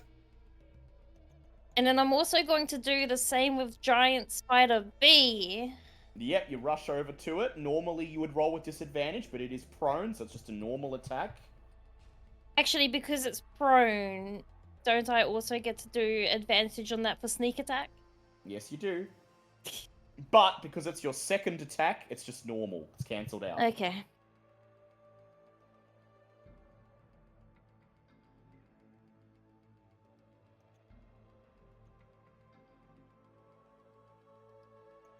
$15. 15. You leap on it and dig your dagger into its soft underbelly. It screams in pain and then violently rights itself, flipping you off into the dirt. But you Kinda very deserved that. nearly killed it. Hits the spider off. I now think it's that's flipping you off. that's 5. It's looking severely bloodied as it scuttles towards you to enact its revenge. It can barely move. It's now the spider's turn. It's carries itself, I'll say, rather than walks towards you, reaches you and feebly tries to bite you with its fangs. And that'll be 12 points of damage, Phelan. One moment. Can I use an Defend them. the push action to like... Oh, no, because you're not adjacent to it. Oh, okay. Yeah. Defend, So I you only can't take 3 interpose. damage. 3 damage, very nice. Giant Spider C, just attaching itself from the webs behind you, drops down and leaps onto your back, singing a fang into your shoulder, and it deals 12 Could I points of whistle damage. for Dog to distract the spider before it attacks her? You can. I'll let you use a reaction to that. So it will now roll with disadvantage, and that 12 damage will become 9 damage. Defend for 1 damage. Ooh, 4 damage altogether. Alright, we loop back around to Kronk. You not hurt the pretty lady. I'm coming, tiny maiden. Ah! I'm not tiny, I'm small! Hold me close, young tiny dancer. And roll to attack. Permission to stab every single person in this room. Permission right now. denied. Oh, I forgot to Fuck. add in my extra rage dice. Overruled. Where's my other... Two, that is a one better than nothing, but that is a crit damage, so that's a 10. It is. God damn. Okay. The math be mathing. Just Oh, don't be as bad as me, is it? 2 Yeah, I'll listen plus to that. Fucking A. 4 plus 1. That is 21 damage on Spider C. Ooh, very nice. Very. Very nice. Off comes its front leg, off comes another leg on the other side. It spits in rage and pain, but is somehow still alive. Oh, okay. If that's the case, then I'm gonna whack it again. Yeah, go ahead.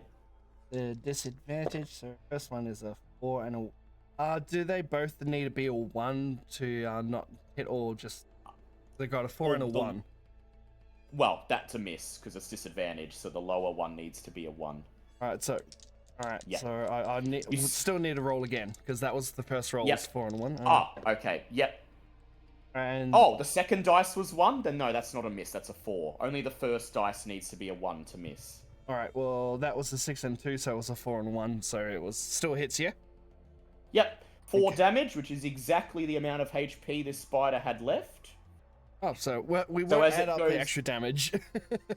So as it goes to right itself, you just swing your axe horizontally and bisect its head from its body.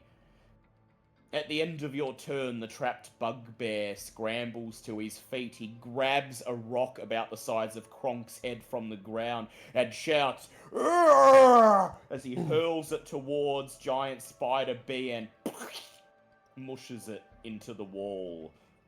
And combat is over very quickly. Fuck yeah. Phelan, what would you like to do to Kronk? Smack him on the back of the head for killing my bugs. But you're so tiny.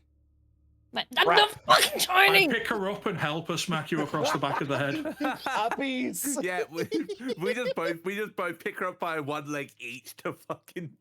So here you go. Whack. This is fucking Kronk. bullshit. Oh, is there a mosquito in the room? Oh my You take god. you take 4 points of damage, Kronk. Oh, motherfucker! You little shit! Deserved. Out of spite, I squished the next one. Tiny, but fierce. How's everyone doing for health? Well, I'm now Damage-wise. at 39. I'm still good. I didn't get touched. Yep. Phelan? I only took 4 points of damage, so it's okay. Okay. Yeah, that fight was over very quickly. I think. Yeah. The bugbear feebly creeps forwards, illuminated by the dancing light. His clothes are torn, disheveled. His face sallow, gaunt. He looks like he's been trapped for days. There's ravenous hunger in his eyes. He looks over at you. Food!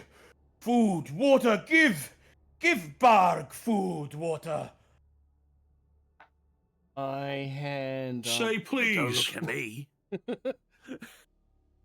Miss, Can I please give the bugbear food? No. Bugbears do You can if you die. want. I want to give the bugbear his food because he's a bugbear. You reach into your pack and you hand him some rations. He snatches them from you and just voraciously Say thank you, devours you them. rude cock. Can I Let's, Can I pat the bugbear? You just pat him on the shoulder, stroking his tufts of fuzz. He lets You out a okay? great burp. You And then can he reach that says- high? He Oh lets out my a God. great burp, and then he says, "Thank you. Bog smack- think Bog was gonna." And Can I Phelan, smack Kale across the back of the head now? he's a bit Well- he's a bit too fast for he's Oh, not good. Kronk. I'm just gonna keep an eye down this hallway while Good plan. they're dealing with the bugbear. Just You make sure creep to that there's the- nothing. Creep to the edge of the cavern, peer into the darkness, and keep an eye out. I'm sorry, Phelan. what did the bugbear say? He said, "Thank you. No, wait, that was the fox.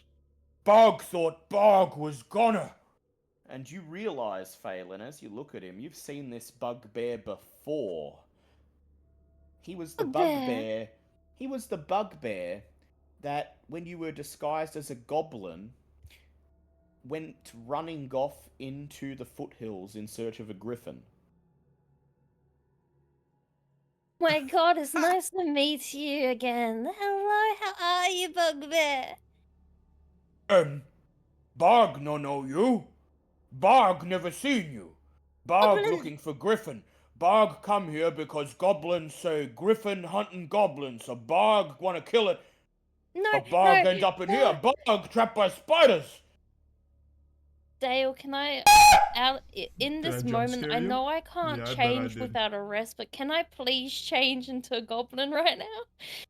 You can't change into a goblin, but if you want, you can do that same little half dance, half charade you did when you were shouting that Fuck there was yeah. a. Me goblin. Me goblin may not look like goblin, but me goblin, and I like point and then go rah and then do the same dance that I did on the when I was pretending to be a goblin. His eyes widen with recognition. Hey! You lied to Barg! They're no griffin! Barg nearly die! Barg's friends go further in cave! Barg's friends dead thanks to you! Barg should kill you! But you I saved can Barg's fucking life. try. You give Barg food. Give Barg drink. Barg say it even. I gesture to myself and say, Phelan, sorry for bugbear. Phelan needed a help friend from big scary plant things and other goblins. Phelan did for greater good. Bugbear just stares blankly back at you. Barg no know about anything like that, but Barg know what a hidden cave. As thanks, Barg tell you how to get through Hive Maze. Then Barg get out of here. Gotta get back to goblins. Can't wait for sprig stew. About that. I have to tell the bugbear. Here's my Turn sprig. around. Don't you touch my sprig. Sprig in city cooking for the lovely people. Now, Goblin's gone. Sorry. He stares back at you.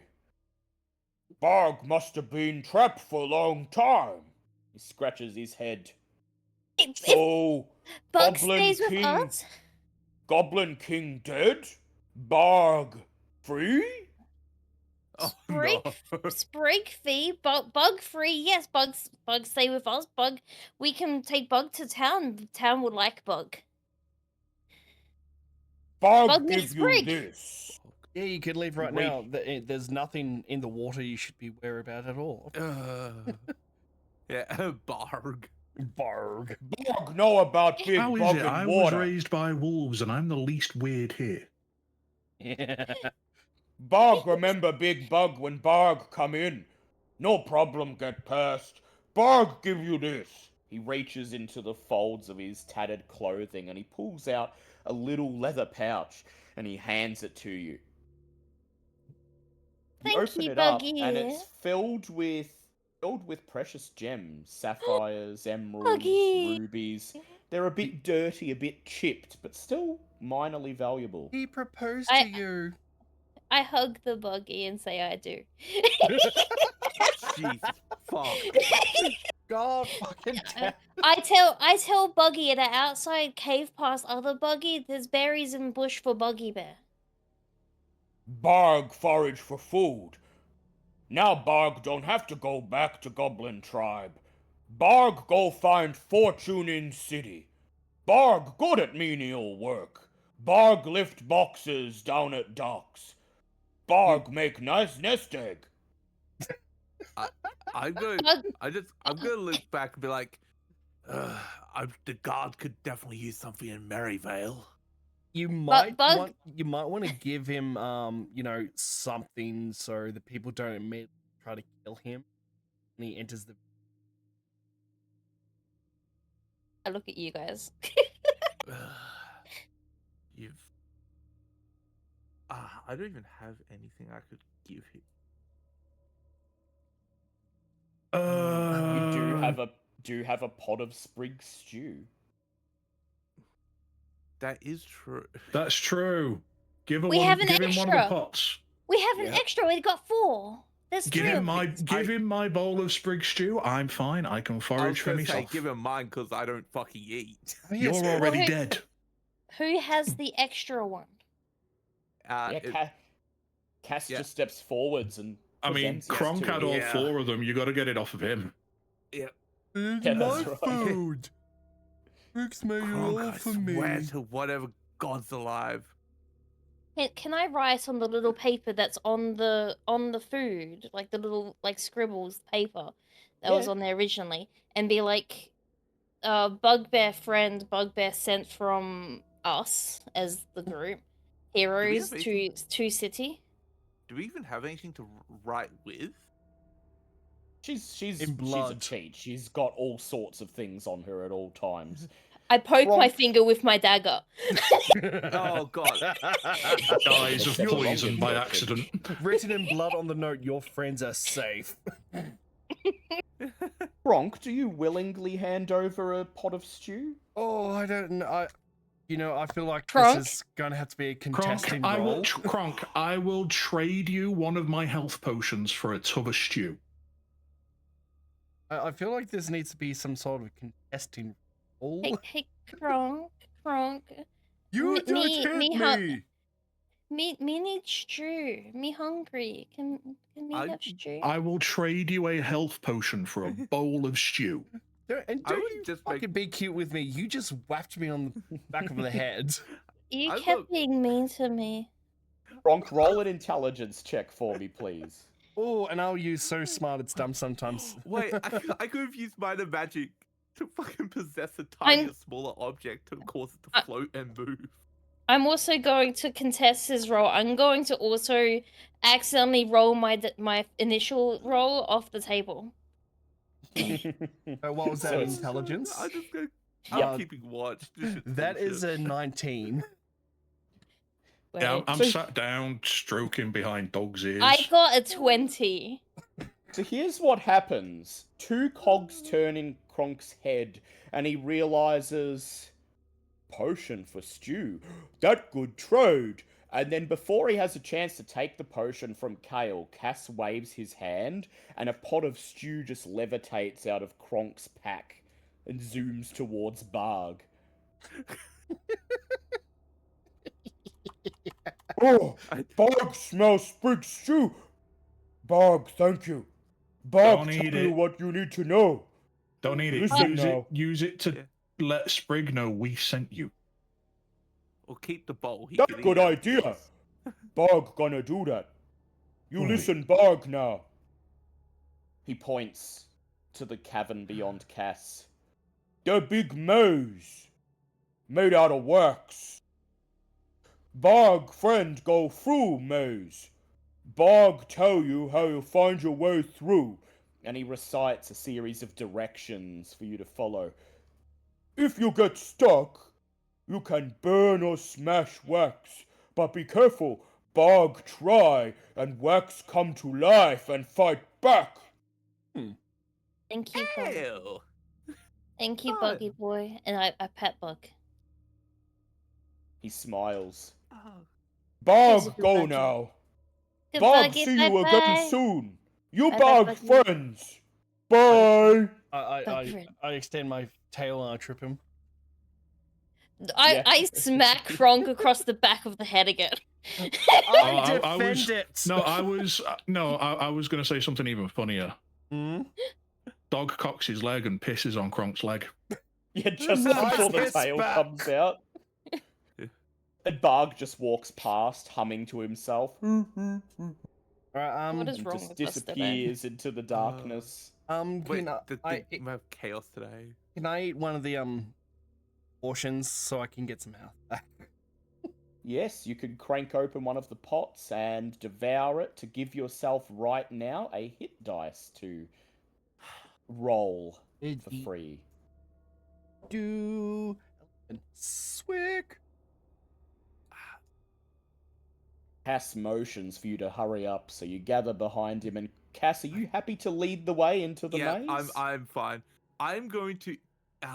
What's that fucking movie with Nicolas Cage where you can see 2 minutes into the future? I think it's like Blink or something. No. I would basically use minor magic to keep sending out shades to try and have them walk through, throughout the Ooh, labyrinth, good basically to find idea. all the dead ends. So if Good they find dead end, they idea. come back to me. Yeah. Go ahead, roll me an Arcana check, Cass. Oh boy, here we go again. And you may roll it with advantage because you do have a general idea of the layout of the maze from Barg. Alright. Owlbear Radio, don't fail me now! I'm gonna. Get your I own need to find the dice. nearest fucking Oh cliff. no. I need to Yep. find Please. the nearest cliff and fucking. Whee! Get your Get a own different set dice. of dice there, mate. Please. I need to use an inbound instead. I got a 8. 8 with advantage. So before you lies a giant maze-like chamber where walls of thick wax create a confusing labyrinth. Several shades dart forwards, disappearing through the wax walls.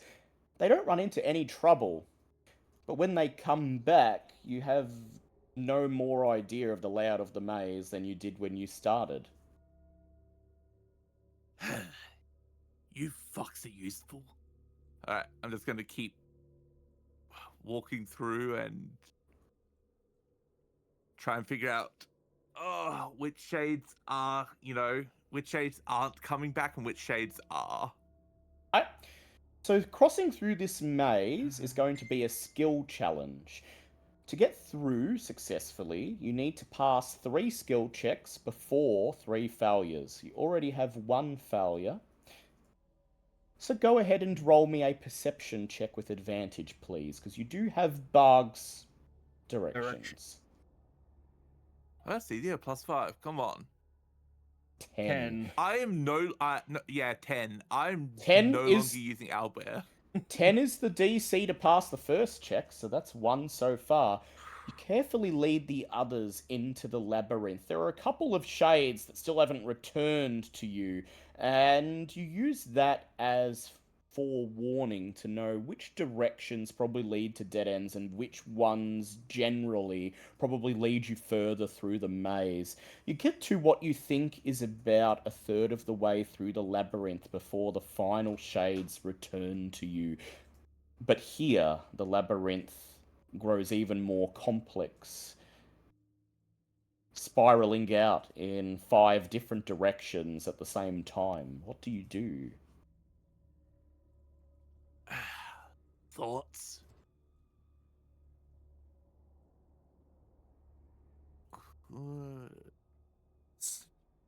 I sort of look back. I look back at Kale like, you're good at tracking.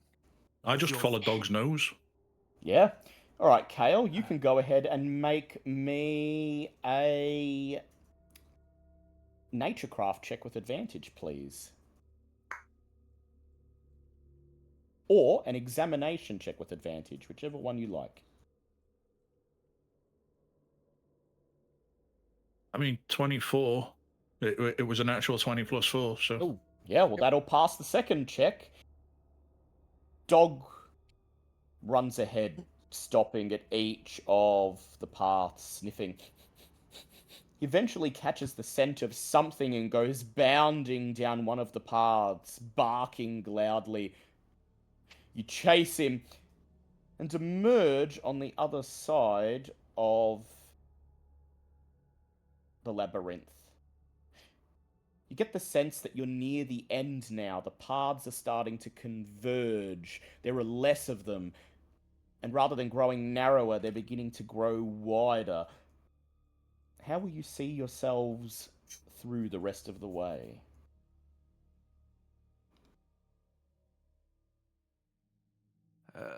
Shit. I'm gonna AFK for a little bit, Dale. I just need to go All get good. a drink of water and come back. All good. Yeah.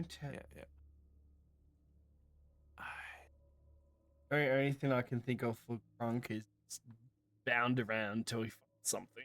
Yeah. Like the only thing does the tech magic sort of help me get a general idea of which way? Good idea. Roll me an Arcana check with advantage, please. I am using Nimbound. And this is why I like Nimbound. I will take an 18. And that's the third check.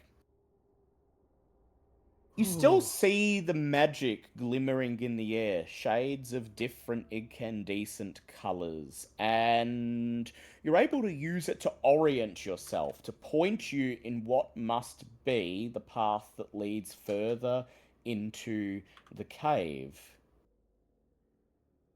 Negotiate the last stretch of the labyrinth and emerge finally at its exit, bringing you out in a small cavern to the north.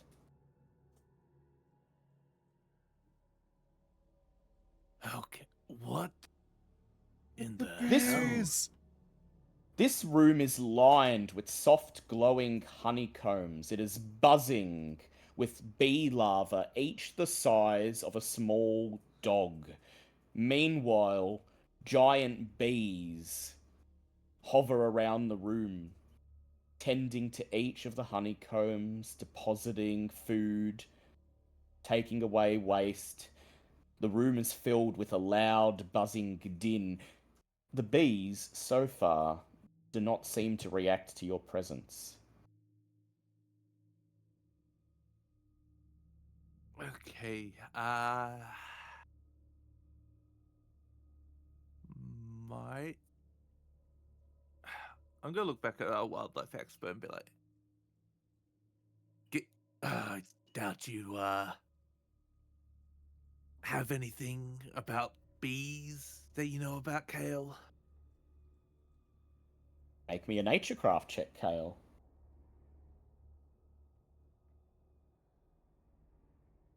22. Hey. So, Kale, these bees are humongous, but based on a few seconds of watching them dart to and fro in this cavern, their behavior seems to match normal bees. You deduce that you're in the part of the hive where the larvae, the babies, are stored, and these a brood, exactly. And you deduce from this that the bees should not trouble you so long as you do not touch any of the honeycombs. Yeah, don't touch any of the cells and you won't get fucked up. Oh, so just regular bees then. Got it. I'm going to just hug the side of the cabin wall and just use blink step to just wrap myself around like over here. Yeah, Just appearing on the other side of the brood room, the mouth of the next cavern. all's clear over here. Just hug the wall. You'll be fine. Everyone follows behind, taking great care not to so much as brush against any of the honeycombs. The bees go about their business, seemingly oblivious to your presence. Cass leads you through the mouth to the opening leading into the next room. And this room is very different from what came before. Cass, you step into another wide open cavern. This one doesn't look like a hive or a maze. This one seems to resemble some kind of labyrinth. There are wooden shelves and tables pressed up against the sides, a big cauldron in the middle of the room where something is boiling, bubbling inside. There are several beakers and glass bottles and apparatus scattered over the tables and shelves. And as soon as you enter, a loud, angry buzzing fills your ears as the queen bee, who is hovering above the cauldron, notices your presence, and a swarm emerges from the holes in the ceiling, ready to attack. Oh. Roll initiative, please. Joy. 14 for Kronk. 14 for 17 for Cass. 17 for Cass.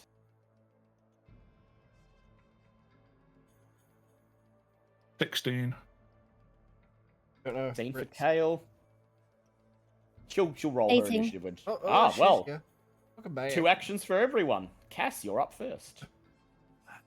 Okay. I'm going to. Do you know what? Fuck it. It worked fine last time. I'm gonna use the Dark Shard amulet on my shield to hopefully pop Heartspire on Phelan. Get the blender burring again. Go ahead. Alright. Lady Luck. Fucking Nimbound. Oh, I love you. 20 altogether. Ooh. Shield roars with flame, and Phelan begins to move once more like a blur. One more action, Cass. Yeah, for that, I am going to shit. What I also Please was don't. expecting. There's no laws against the bees, Batman. I am going to. Do you know what? Screw it. I'm going to pop as well. True Strike on Phelan. Very nice. So Phelan's first attack, she will get, I believe, if display thing will activate. Gonna make me do more fucking math? Are you kidding me? No, you just That's get your like more punishment. advantage. This is your Just- this is what you deserve. Yeah, you just just get so I'm advantage clear, on the next attack you make. these are still acting just like regular bees. We've just intruded on the wrong chamber, yeah? Yep. Precisely. Cool. This is the chamber where the queen is, and so they've registered you as a threat, and they've gone to the attack. And While everyone else is panicking, can I just sit down and start building a small smoky fire? Yeah. Okay, so we'll go to Kale next. Would you like to spend all your actions this turn doing that? Yeah, I'm building a very, very smoky fire and just letting the smoke permeate through this chamber and the next. Or the previous, wherever the bees are. Roll me a naturecraft check to see how much of it you managed to get going this round. I would 19. like to use 3 actions to help him. Ah, okay. So you would like to spend your turn helping him? No number of action. Actually, you've had Heart's Fire cast on you, haven't you? Yes. Yeah, and True Strike. So she's like blended with accuracy. Yep. I would say you're moving too fast to be able to be precise enough to do it, actually. Okay. But Kale, how did you Will go? you back the fuck off and let me do it? I rolled a 19. So I'm like Alright. buzzing. 23. Fucking So Barry Allen with here. my naturecraft, that's a 23. Yeah, so you're getting a fire going, and Phelan comes up to help, and she's like a bowling ball. She just scatters all the twigs and stones, and you have to start again. You silently I cut her around the back of the head for Kronk. As she charges ahead of you into the chamber, you manage to get a small fire going. A single plume of smoke begins to rise, and the bees around you begin to buzz in agitation. They are affected by the smoke, but there's not enough of it to fully fill the room yet. Kronk, you're up next. You know what? I would like to drink the ball potion. Yeah. You uncork it, and the blue liquid tastes like dirt. Dirt and gravel that's somehow been turned into liquid. You go to put the cork back in the bottle, but with your newfound strength, you shatter it instead. +1 strength until next safe rest. You won't know what that means? Free fury die. Yes. And I would very much for a 4 for that, and that is the end of my turn. Yeah. Alright, Phelan, you're up.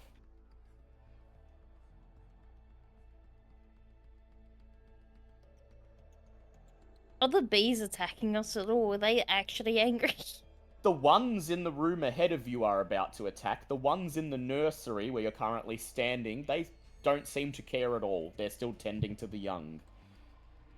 Okay, I'm just gonna go jump over the guys and just, yeah. Yep, leaping into the room. As soon as you enter the chamber, the bees begin to just all together zoom in on your location. Giant bee, please. Yeah, go ahead. Dagger comes out. With Dual remember, wielding you got language. advantage. Yeah.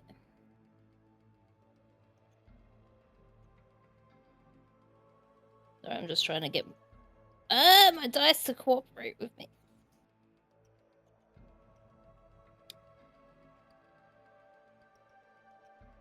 Nine. 9. Flies towards you like a dart. You stab. Your dagger cuts it away. It falls dead. Giant bee A. Go ahead.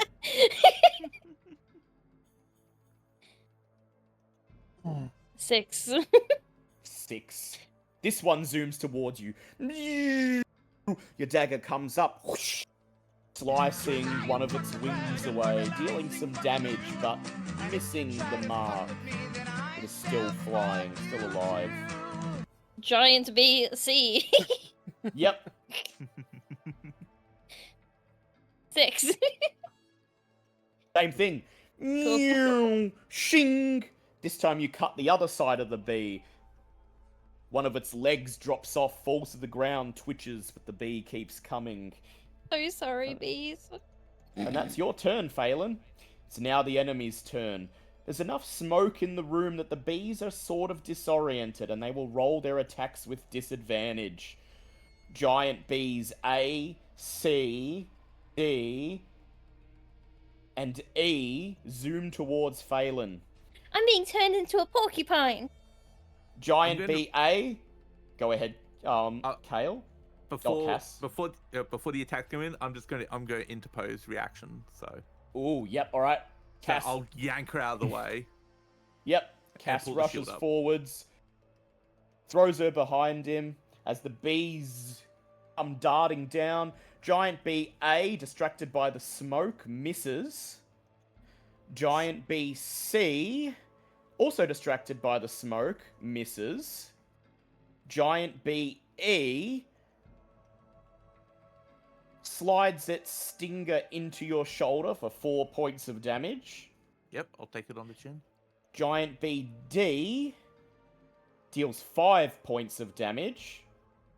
I'll take it on the chin. Giant BF comes zooming in for 5 points of damage. I'll take it on the chin. Giant B's G, H, and I fly towards you, but don't have enough movement to reach you. And the giant queen bee trembles with rage as she does her charge attack. Oh! Zooming in a straight line through Cass, Phelan, and Kale. And I would like the three of you to make strength saves, please. That is a dirty 20. A 9. An 18. I think I'm the only one that failed. 17. Okay. Cass, you take 13 points of damage as she bowls you off your feet, and you are knocked down. I'm going to reduce Yep. that to 3 because otherwise that would kill me. Yep, you hold your shield and manage to weather the attack, but you're still knocked prone with the force of her passing. Phelan and Kale, you guys take the 13 points of damage, but are not knocked prone. Are we And- also able to defend that? You can if you want. Yeah, I'm just going to take 8 points of damage and defend for 7. Yep. And with that, we loop back around to Cass.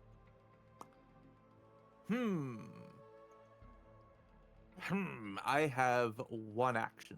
I am going to Health potion. actually, how much is the health potion? That's 2d4 plus 4. Yeah, fuck it. I'm gonna pop a health potion. Yeah, you just sort of roll to the side, extract it from your pack, and as the bees zoom over you towards Alright, your so friends. 2 plus so 3, and plus 4, so 10. Alright. Yep, better than nothing. Alright, we Oh, move on to Kale. Kale, there is now enough smoke in the room that the bees are growing very agitated, and if you were to attack them, you would roll with advantage. Excellent.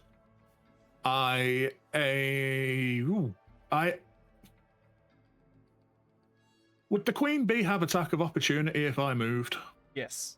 Normally yes, but with the smoke, I'd say no. Oh. I step away from the queen just ever so slightly. Yes, step And around then- her. She is as big as a horse. And yeah, then I take aim and hit her with an arrow of walloping. Oh Yeah, my go God, you're ahead. Such a big girl. Yeah, you I can mean, ride it not like a tiny at hound. all. Oh no, I was talking about her ass. Oh. Bees are 90% ass. Yes, they. That is true. They really are. So, are you a bee? So I that's an 8. An 8, that's still a hit. The arrow slams into her abdomen, bounces off the exoskeleton. She does not fall prone, unfortunately. I pop down my shield as cover. Yep, to protect yourself in And case yeah, she charges that's me again. done. All right, Kronk, you're up. Dale, thank you for bringing the bee to me. I see. Intensify and fury. Your name is Kronk. Go bonk. I'll spend one turn raging again because I have 3 strength at the moment, so 3 rage dice. Yes. Or another 4. So far that's 8, 11 on my rage dice. Ooh. And we are going to wallop the queen bee for 1 attack. Or a crit. Ooh. Okay. Hold on. Okay, Now look who's doing math. for We could be here for a while. 3, Someone start saying random numbers. 30 damage. 69, 72. 30 Very nice.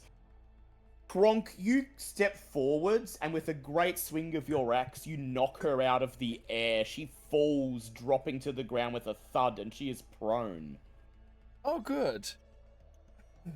Come on, Queenie. Come on. Ah! We're going to attack again. That is a 2 and a 2. Bleh. 4 and 5, so we'll stick. 4.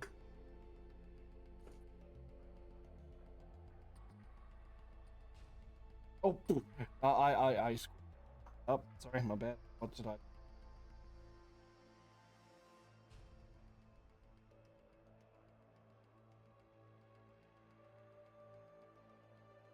17 damage.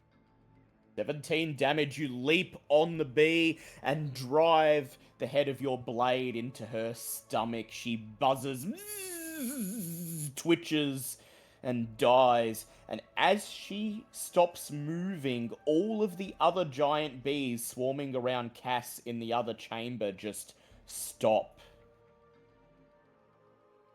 Zooming back into their holes in the ceiling. The attack pheromones in the room slowly begin to fade. Oh, you're all welcome, O. Can I help Cass up? Yep.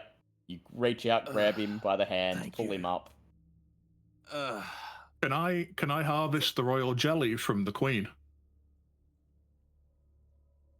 You can. Go ahead, make me a naturecraft yeah. check. Can I collect the bee eggs and adopt the bee as a Oh pet? my Oh, fucking God. god. Hey, the little collector's more accurate at least. It's I will 16 for say if you naturecraft. just 16. I will say, Phelan, if you disturb the babies, the bees in the other room will attack. Oh, And the man, queen oh, doesn't have baby. any on Yeah, her. you don't want to fuck with a brood. Baby bee. Oh, but it's 2.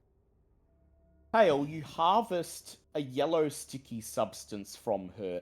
It doesn't appear to be the elder honey that you've come to collect. At least, you can't feel the magic from it, and Cass's detect magic reveals only trace amounts of magic in this.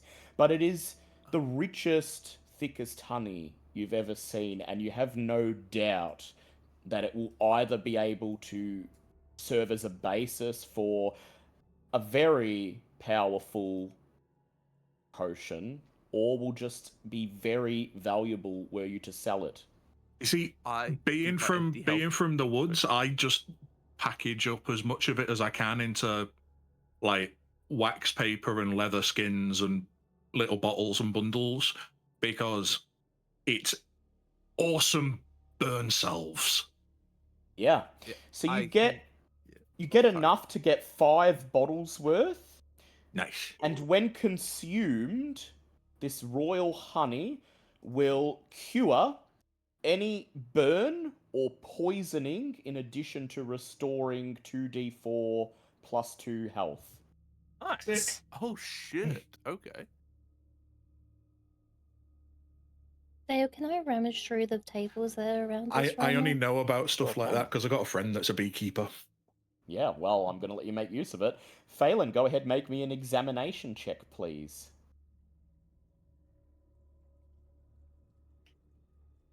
Oh no, my dice rolled off the table again. Whatever Oh shall we no. do? How horrible. I love this subclass so much. It's great. It's amazing. Thank you so much, Dale. You said restores, what was it? 2d4 plus 2, same as a healing potion. So, Phelan, how'd you do? That's a 16. 16. It was a 4.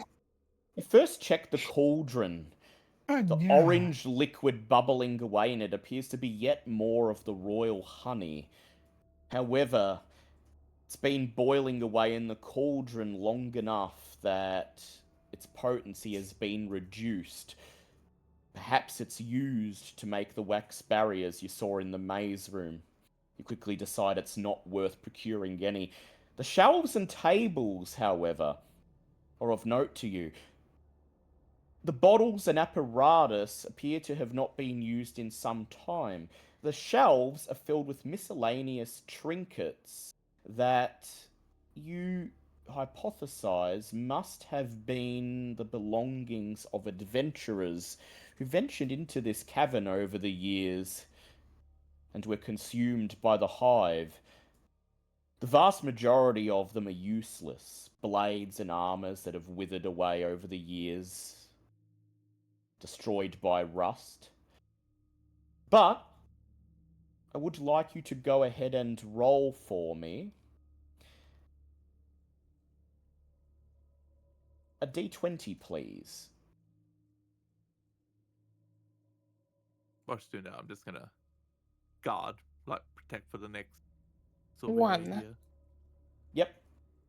And I'll say, Cass, as you move to the southern end of the room, the other entrance appears to be blocked by a thick, waxy barrier. If you'd failed the skill challenge in the maze, this is where you would have emerged. And from the other side of the wax barrier, you can hear an incessant, angry buzzing. Unlike the brood chamber above, you would have had to fight your way through.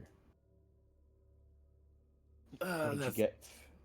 I What rolled did you a get, 1. Phelan? You Oh. rolled a 1. Uh-oh.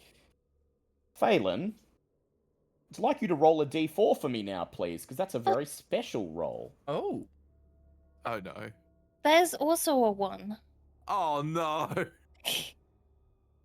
So, Phelan, you brush aside some old packs and bags and reveal a wicked-looking long blade made out of steel that is almost black as night. You recognize this, of course, from your boss Tink's book, as always. This is a long sword of animosity. This sinister-looking weapon is enchanted with destructive magic. When you hit an enemy, you may deal an additional 1d4 damage. On a miss, the enchantment misfires, and you take 1d4 damage instead. That's not bad. Does anyone want a longsword? Me holding up my current longsword. I throw you the longsword. Do I have any idea what it does? Not Can I unless just- she tells Just you. look I'm not gonna tell him for the shits and giggles. I'm just like, what's the blade actually like? You said it's sort of like, does it look It Dark as looks- night. dark? It's as night? wicked curved, like its tip is sort of curved, like a Okay. hook. Its blade is dark as night.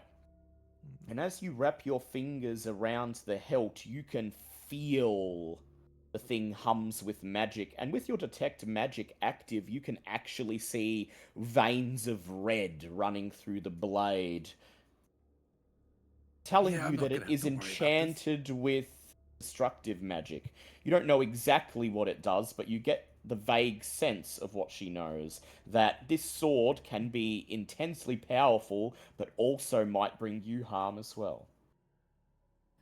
Yeah, this is not going to backfire at all. No, not at all. I'll equip it and sheath my other blade for now. Speaking of detect magic, the magic that hangs in the air is growing stronger.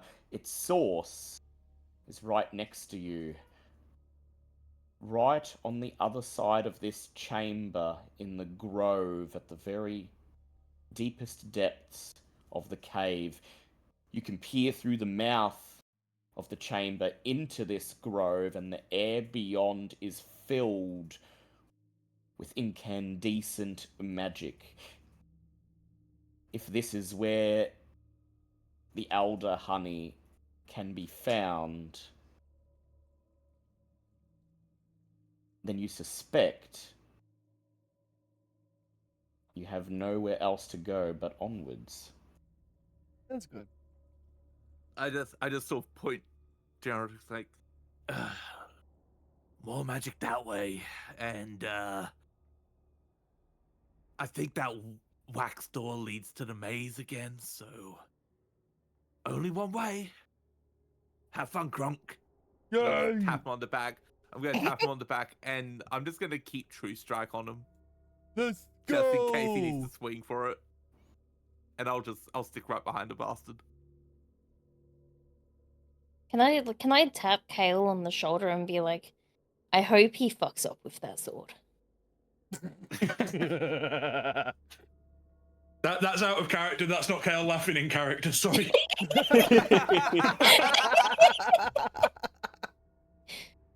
Kyle just looks confused because he doesn't know what happened the night before. He doesn't know why she's got beef with him. He knows something's gone on because he's noticed that there's tension between them. So yeah, but I that's did funny. say to you earlier that I would tell you. Yeah, you'd explain it after. like me. Yeah, it's just you still haven't. Bronk, you are the first step into the glade. Before you is a lush cave filled with a variety of huge flowers. Humanoid insect Bug? with his back turned to you silently tends to them. Is this another creature? Yeah. Oh. A stink bug about the size... A bright purple stink bug about the size of a dog rides on his shoulder. You can see the tattered remains of an archdruid's cloak hanging from his exoskeleton. Whatever his name once was, it is lost now, as he has been fully subsumed by the very hive he tends to. As he hears you enter the room, he whirls around. You see his face, 4 bulbous black eyes, and where his mouth would be, chittering purple pincers. Hey, can I have his pet? If you can get it off him. Welcome, he chitters. I am Calabec, the Hive Keeper. Is And it is Calabec very- a druid? You were told a different name. Okay. Whatever that name was, it's lost. Now he's Calabec. You have come in search of the elder honey, have you not? Yeah, we've come in search for the honeys. Many have come in search of the honey. They have fed the hive. Why should your fate be any different? Well, we've come here so we can get rid of the briar bad trees and to save all the peoples. Firebane. Okay, Kronk. Go ahead and make me an influence check, please.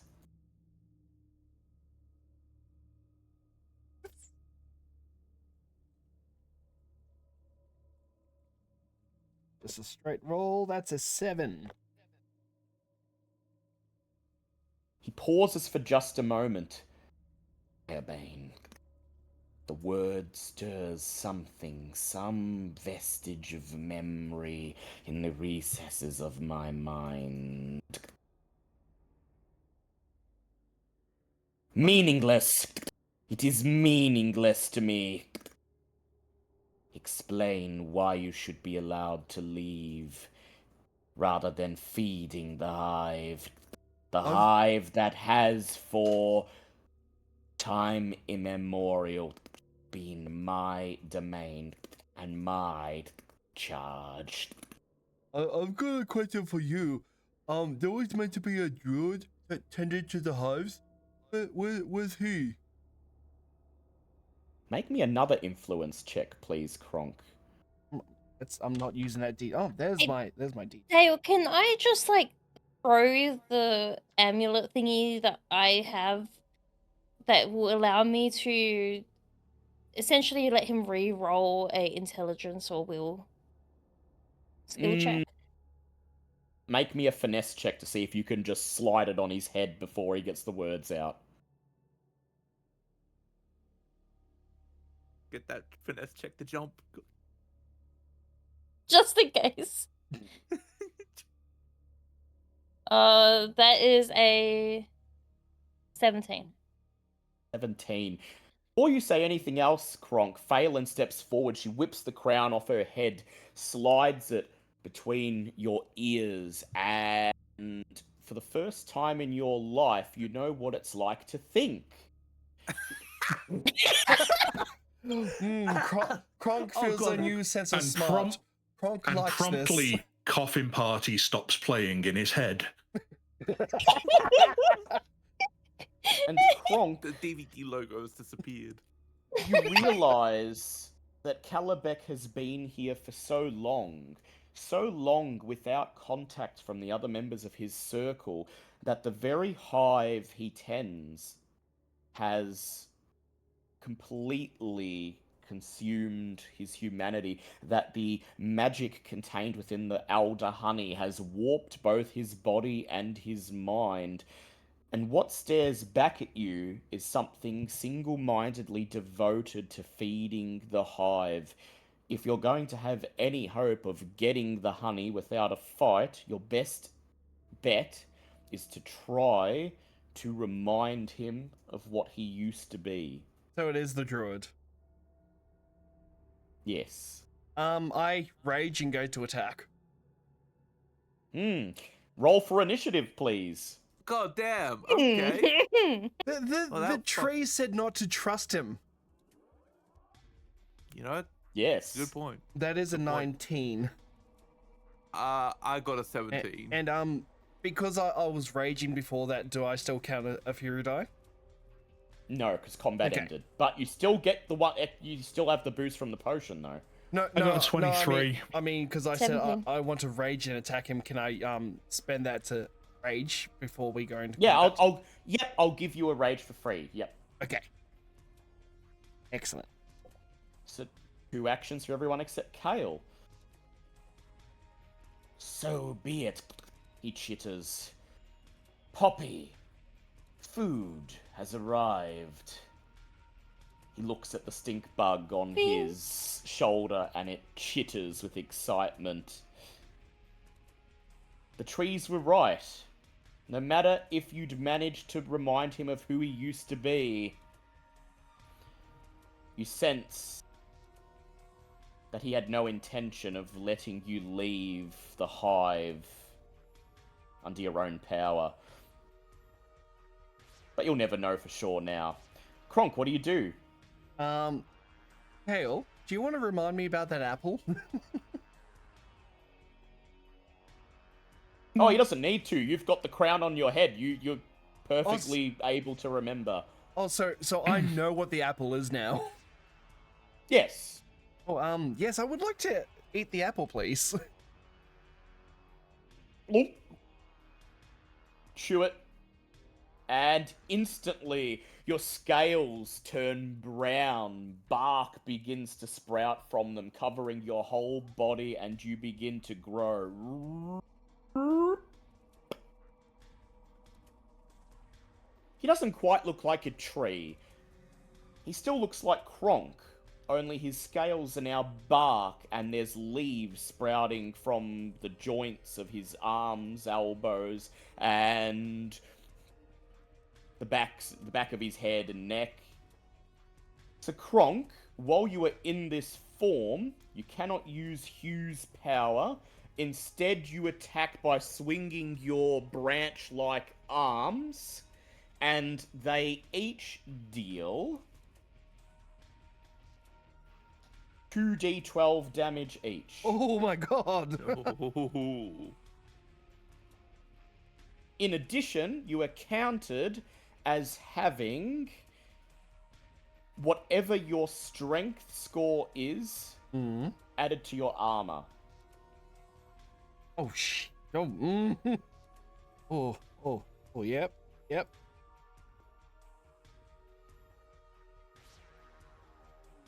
Well then, isn't that just lovely? And because I'm enlarged now, so I don't have to move to attack him, yeah? Yep, that's correct. Sick. Okay, there's 1d12. Oh, there we go. Okay. Let's go. Drunk, please don't hurt my new pet. Alright, so math is starting to math again. 12. 3 plus 4. 19 damage. 19 damage altogether. A big branch-like arm comes down. Thwack! Smashing into his exoskeleton, leaving a large dent. He chitters in rage. Nearly flung across the room, he quickly scrambles to his feet. The stink bug on his shoulder hisses and releases a cloud of stink. Make a strength save for me, Kronk.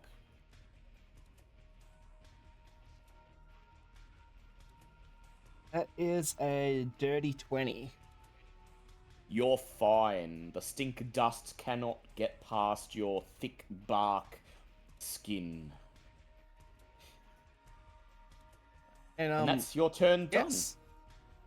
At the end of your turn, Kalabek darts away from you, scurrying for cover.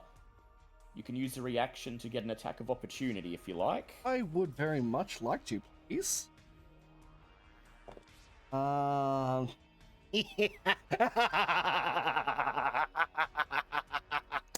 what a time to fucking crit. Oh, very nice. Oh, okay. Oh, okay. So that's 12 plus 12 plus 3 plus 4. 31 points of damage. Ooh, you just sort of bat at him like a bug, like you'd swat at swat at a fly. Shit. I'm sorry. There should be more damage because it was a crit. So wait for yes, reactions. Reactions are still reroll. Yeah, they're still a crit. Yeah. Okay. Hold on. Still an attack. 12. Plus 11 plus 12. Wait, was plus that done at 3 disadvantage? plus 4. No, because it's a reaction. Ah, okay. Okay, how's 54 points of damage? Very nice. You swat at him in the same way someone would swat as a fly and manage to fling him into the stone wall. He hits it with a crunch, falls to the ground, and chitters angrily as he scurries into the foliage to get away from you. Ichor-like blood dripping from the parts of his exoskeleton that are chipped and broken away. The end of your turn, he waves a hand, chitters an incantation, and a single vine lashes out towards Phelan. Phelan, that's going to be 7 points of damage. Defend? Question mark? You can. Cool. No damage. No damage. Just as well, the vine wraps around you and pulls you from where you're standing right towards him. And then, Cass, you're up next. Okay. Question. Yep. With Shadow Trap, it says the next creature that moves its to space adjacent to you immediately suffers the damage. Could I, if I activated that and then ran at him, is that technically getting the trap activated? It would affect you as well, though. Yeah, good point. Alright. But yes, it would do that. It would activate, okay. but it would still damage you. Okay, alright. Alright, Phelan got jumped, so I am going to run out with the blade. Yep. I'm gonna run to here and we'll give it an old swing.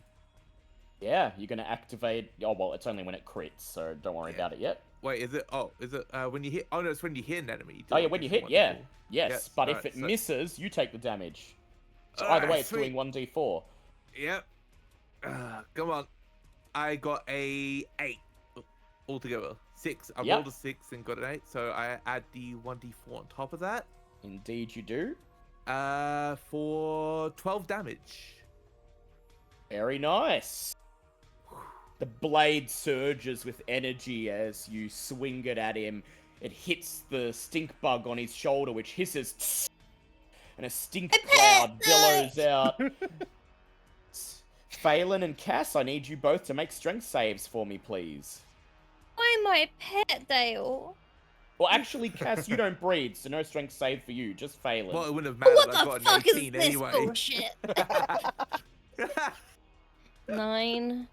9. Phelan, instantly the worst smell you've ever experienced in your whole life seizes control of your senses, and you double over, vomiting.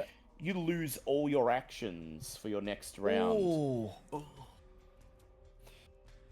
Cass, at the end of your turn, Calabec gnashes his pincers, dealing 11 points of damage to you.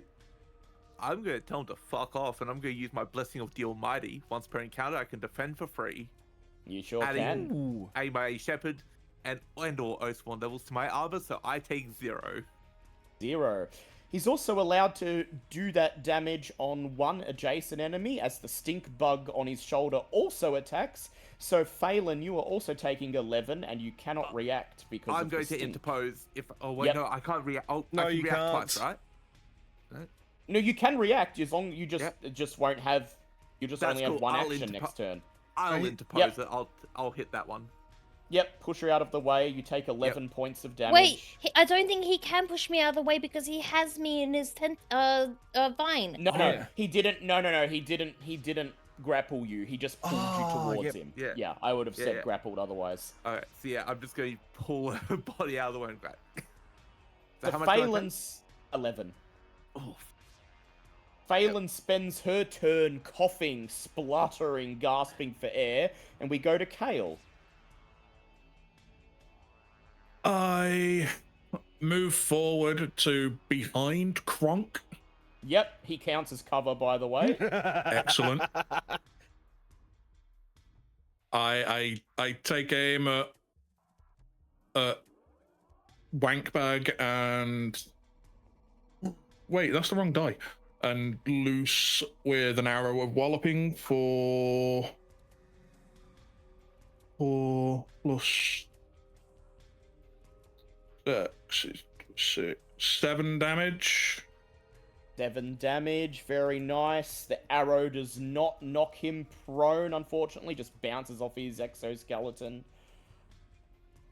Bugger. And that's your turn done. Yeah, that's my turn done. At the end of your turn, he darts away from Cass and Phelan. Cass, you may make an attack of opportunity if you like. Up to you.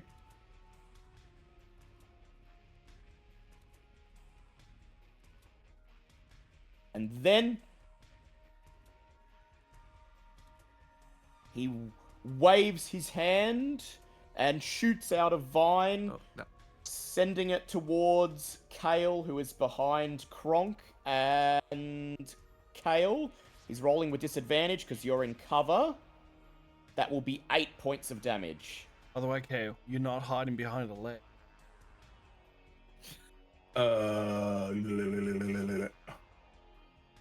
That is a disturbing visual. I just got. Thank you. I defend, and he gets Wait, what the- 1d4 oh my God. piercing damage. So Sure does. How many points of damage did you say I was taking? 7. I'm negating it. And he Negating it. takes 3 points of damage. Lovely. A barb from your shield pierces the vine, and that doesn't stop it from wrapping around you, pulling you towards him before it lets go, violently depositing you on the ground in front of him. And then it's his actual turn. He's going to dart back around, running towards Cass and Phelan. You can get an attack of opportunity, Kale, if you like. Yeah, I will.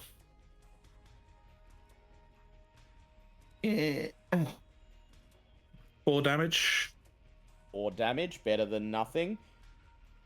The arrow hits him in the back, right between 2 plates of chitin as he ducks away.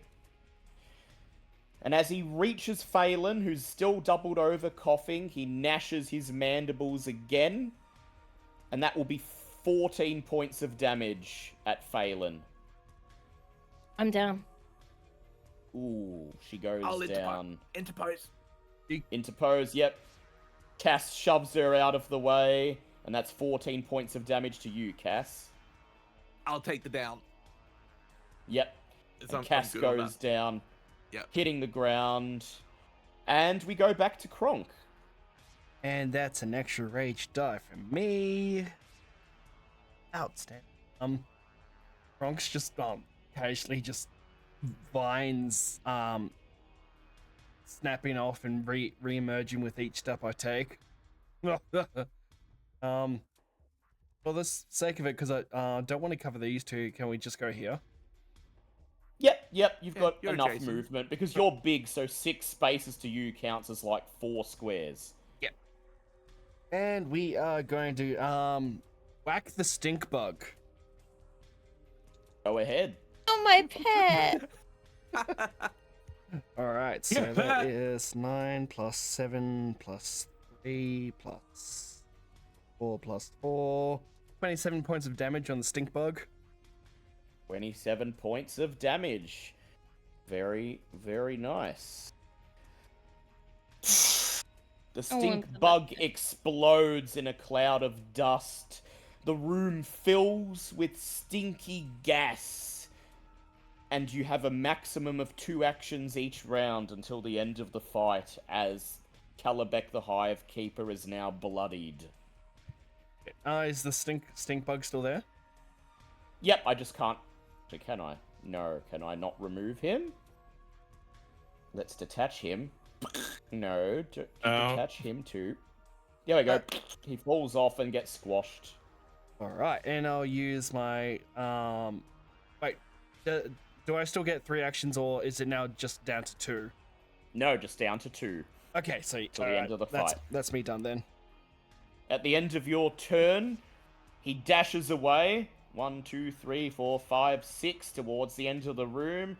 Waves his hand and a single vine lashes out towards you, Kronk, and that is a crit. Kronk, you take 14 points of damage. I will use my stone resilience as well as the that all you got. Yep. So that is okay.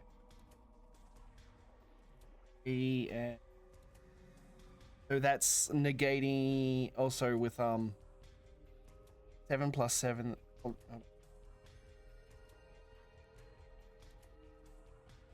How much damage was it? 14. Okay, that negated it all. Yeah, you're lucky. And because you're so big, he cannot pull you anywhere with his vine. It wraps around your arm, and you just raise your arm and snap it like a string. And then we go to Phelan. Your coughing fit subsiding, you scramble to your feet. You have 2 actions. Is he distracted? He's not, because he's not next to anyone. No, because like say if, for example, he's more what's the word? He doesn't count as engaged because he's using ranged attacks. Oh man. Kicks rock.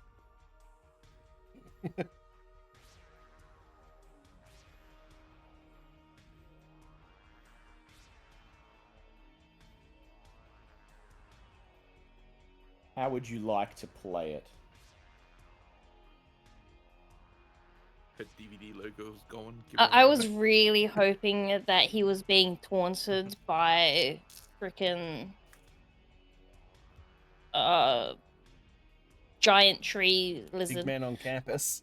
I mean, go But- ahead and roll me an examination check.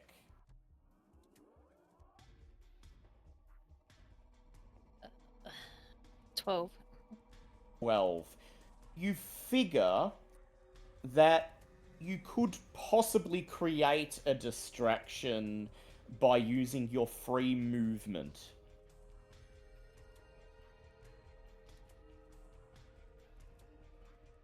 I cannot for the life of me think how that would work. Well, So using your free movement, you can grab a rock off the ground and hurl it into the space between him and Kronk. And with the shadow Kronk is casting, it looks like Kronk is about to move forwards. okay then, we can do that. We can do that. Yeah. So that uses up your free movement. I would then move forward and then vicious opponent. Yeah, move forward and attack, and that's your turn after you deal your damage. So I'm gonna dual wield and poison on both. Yep.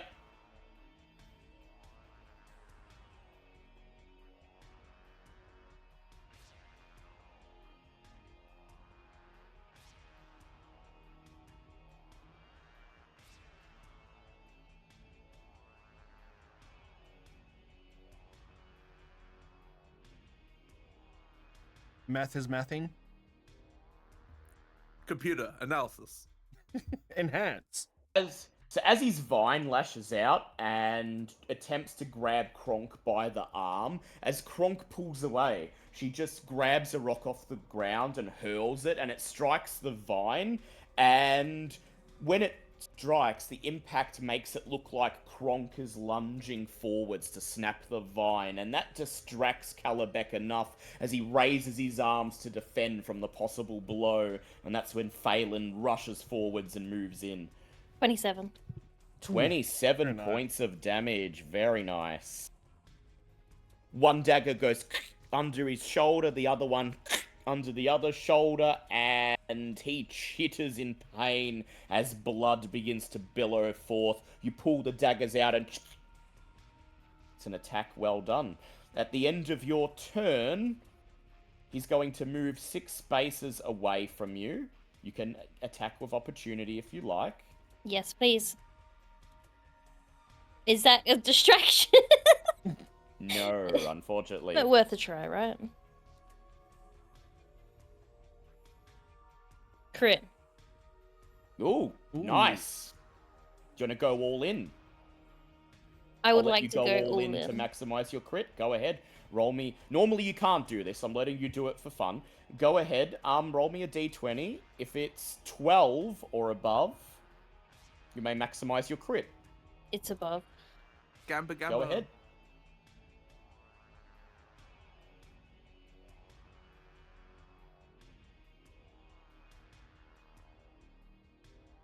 $15. 15. Very nice. As he runs past you, you just stab out. slicing away one of his mandibles. It drops on the ground and gnashes at thin air. He whirls around when he reaches his destination and in fury flings a vine at you, Phelan, which also crits. Oh, Phelan, that will be 15 points of damage. Down. Down. Oh, shit. The vine hits her in the head and woof, she's down for the count, flung to the floor. And we go to Kale.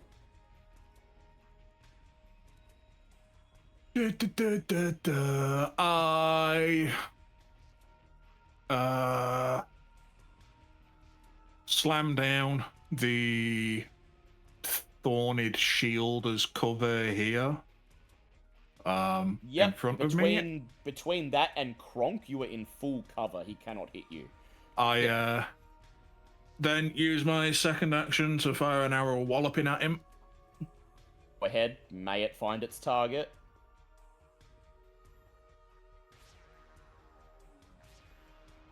For 9 damage. 9 damage. Going And I to still make have some. going to make a screenshot here. Ooh. To build the suspense for a little bit. I'm going to post it in the chat right now. This is his stat block currently in Owlbear.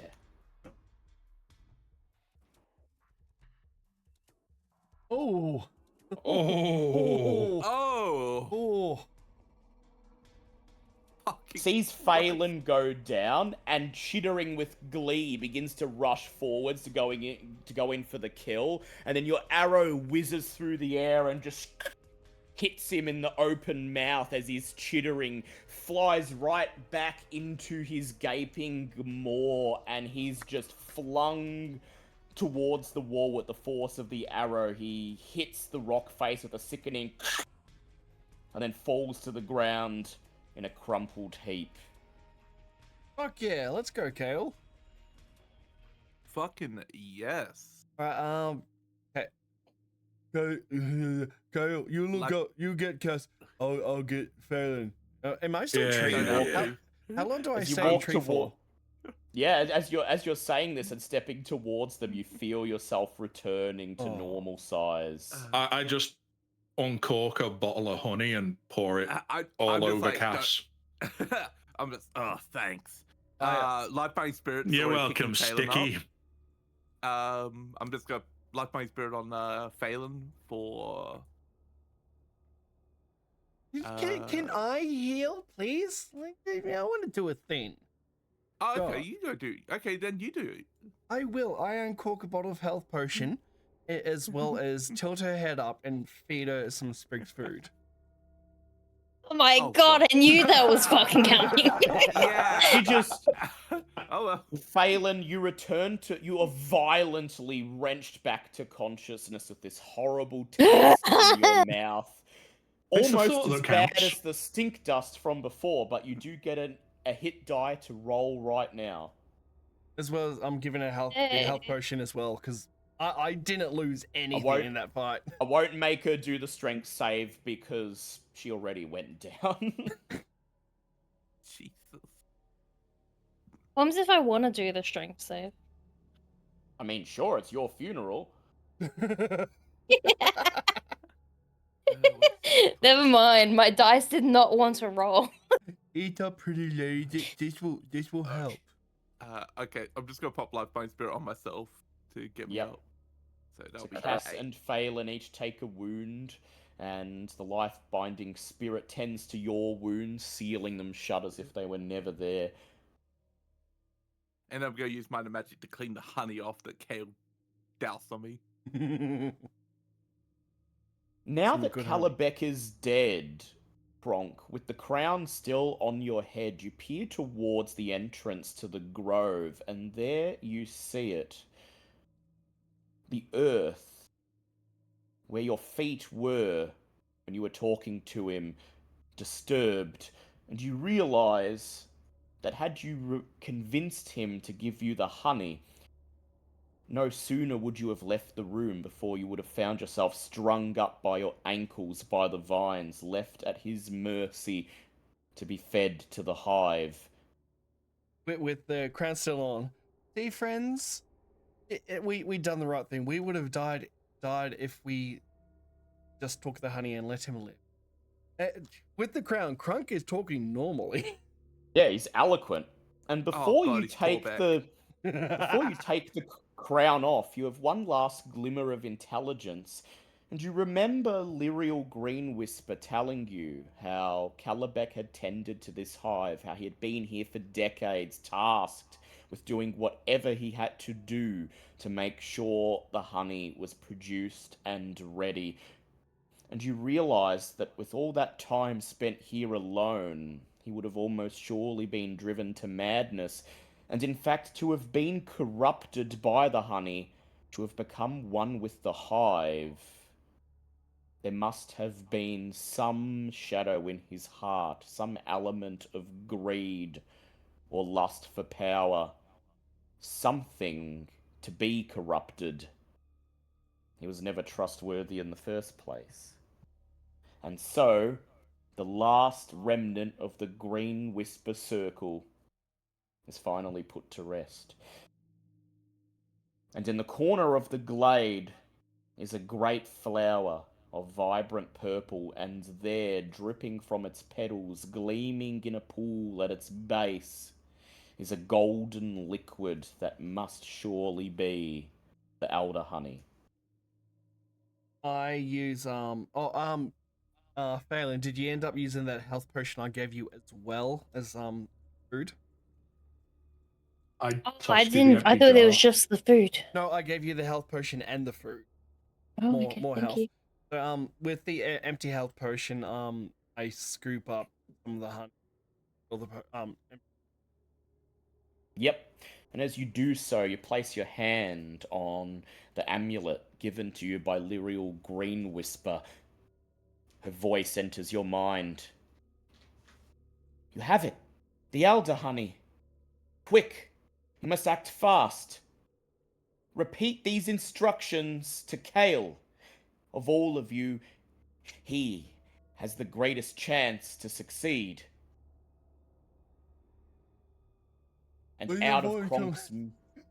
Gee, because I'm not wearing the thin anymore. I'm just go, who's talking to me? Where'd it come from? and then oh yeah, that's right. And out of Kronk's mouth flows a series of instructions, a procedure for crafting the potion. You have one chance to make it, Kale. Make me a nature craft check, and the DC will be 20. Ooh. Oh, fucking hell. If there's anything you can think of to give yourself a boost, now is the time.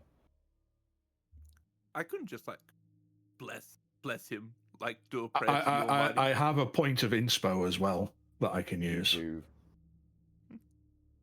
Yes, you can make an insight check to see if you can be attuned to the Almighty.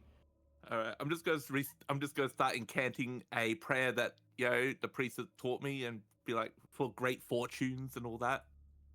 I got a 7. Never mind. 7. I thought you weren't using the Albert dice anymore. I wasn't. Nimble apparently hates me now too. Hey, Kronk, you may want to pass that circlet thing that's on your head over to Kale for a quick moment. Oh yeah. Nature craft is a will. It's a will Exactly. thing. Yeah. It's exactly. Oh yeah. I don't know where I'm just holding it. No, that only does intelligence checks. That does intelligence, not will. No, it says it does will. Oh, it does too. All right. Oh, okay. Yeah. Pass it to Kale. Run forward, whip it on his head, and Phelan, please read what it does. Sorry, I have a gremlin crying in the background. As an action, you may touch the gem to reroll a failed intelligence or will save and or skill check. Yes, I forgot about that.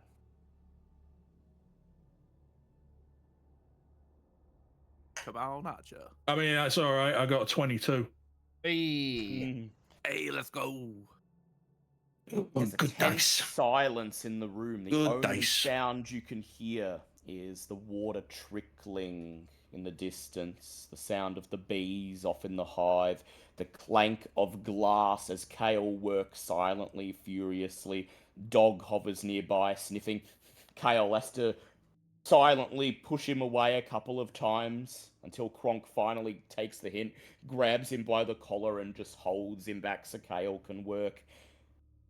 And then finally, Kale turns around.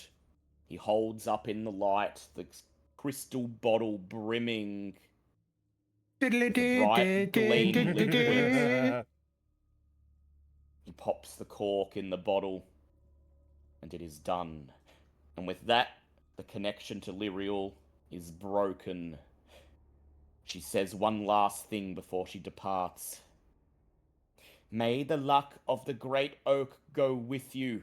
May you prevail against the Deathbriar.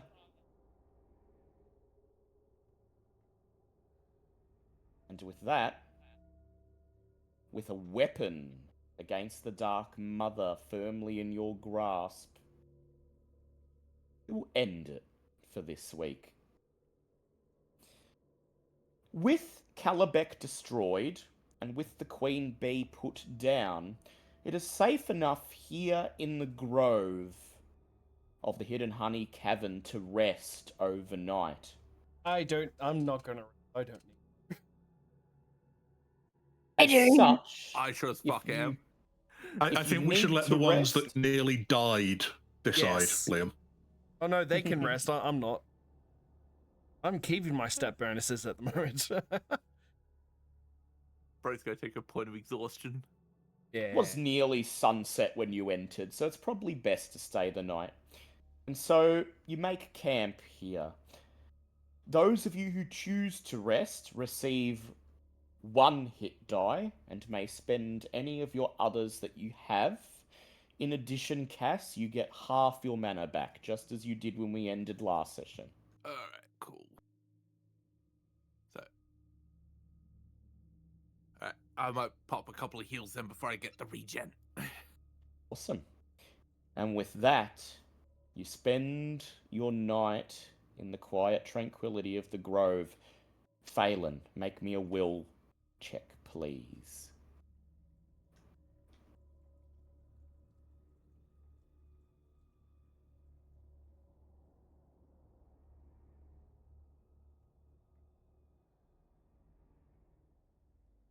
I don't think this is going to end well, and I'm not going to magically roll my dice off the table for this one. I give Balin her crown back, by the way. No, it's a natural one. Ooh. Ooh. Slumber, and as the exhaustion overtakes you and slumber sets in somewhere far away, the thoughts of the Scorpion Queen begin to stir, reaching out into the darkness. And we will learn the consequences of that next time on the eve of the final battle for the fate of Merrivale, when the dice once again decide who lives and who dies. Excellent session, DM. Yes. Thank Yeah. you.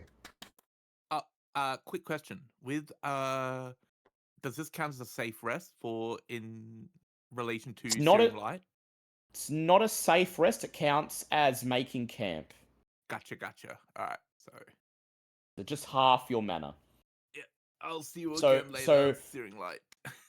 So Liam, you still get the potion effects. They don't go away because it's Yep. not a safe rest. It's a make camp. So there's 3 rests in Nimble. There's catch your breath, which is just you stop wherever for 10 minutes and roll a hit die. There's Yeah. make camp, which is what I've done, where you can spend a hit die to get the maximum value, and I may grant you additional hit die. And then there's safe rest, which is you're back at town, everything is restored, remove a wound. Yep. Alright. So you've- That's your deal money. I can spend 1 hit die for free. Yeah. Yes, indeed. Well, that is the first session we have where I didn't go down at his health, Did I and jump Sarah scare you? that did not do Yeah, I anything bet that I time. did. So fuck you. So next session will be the final session of Garden of Death. But then we have City of Rats. Ooh, okay. Little ratty people. Some of them will sound like this. Others will have Cockney accents. Oh, I And missed the others Cockney will- Rats. Fucking And scathing others will orcs and say, Prince forget about it. Back in Jersey, we all sound like this. Fucking rats from Innsmouth. Yeah, that's the thing. Liam says you gotta love the Cockney Rats. I can quite honestly say I'm glad I've not been to London in over 20 years. That's why there's Cockney Rats, because they're rats. They're not, they're squirmy and snivelly and not very trustworthy. And so they're just Londoners. Londoners. We Yeah. all need a bit of Cockney in our lives, but I shall be back. I shall wrap up the stream, and we can off in. Thanks for joining us, everyone. All right, there you go, guys. There, another awesome session of Nimble. Thank you so much for joining. You guys are absolutely. I will give you houses and give you a kiss and a crisp high five. Join in next fortnight for the finale of Nimble 5E, the Garden of Death. You guys have been awesome. If you like what I'm doing, smash the shit out of that follow button, and if you're feeling even sexy enough, maybe even rub button a little bit. We still do have that sub goal IRL made streaming if we reach 200 subs. And don't forget to join the Discord if you want to be a part of an amazing family. But for the meantime, my friends, I will catch you next time. Be cool, stay in school, be gay, do crime. I'll talk to you next time.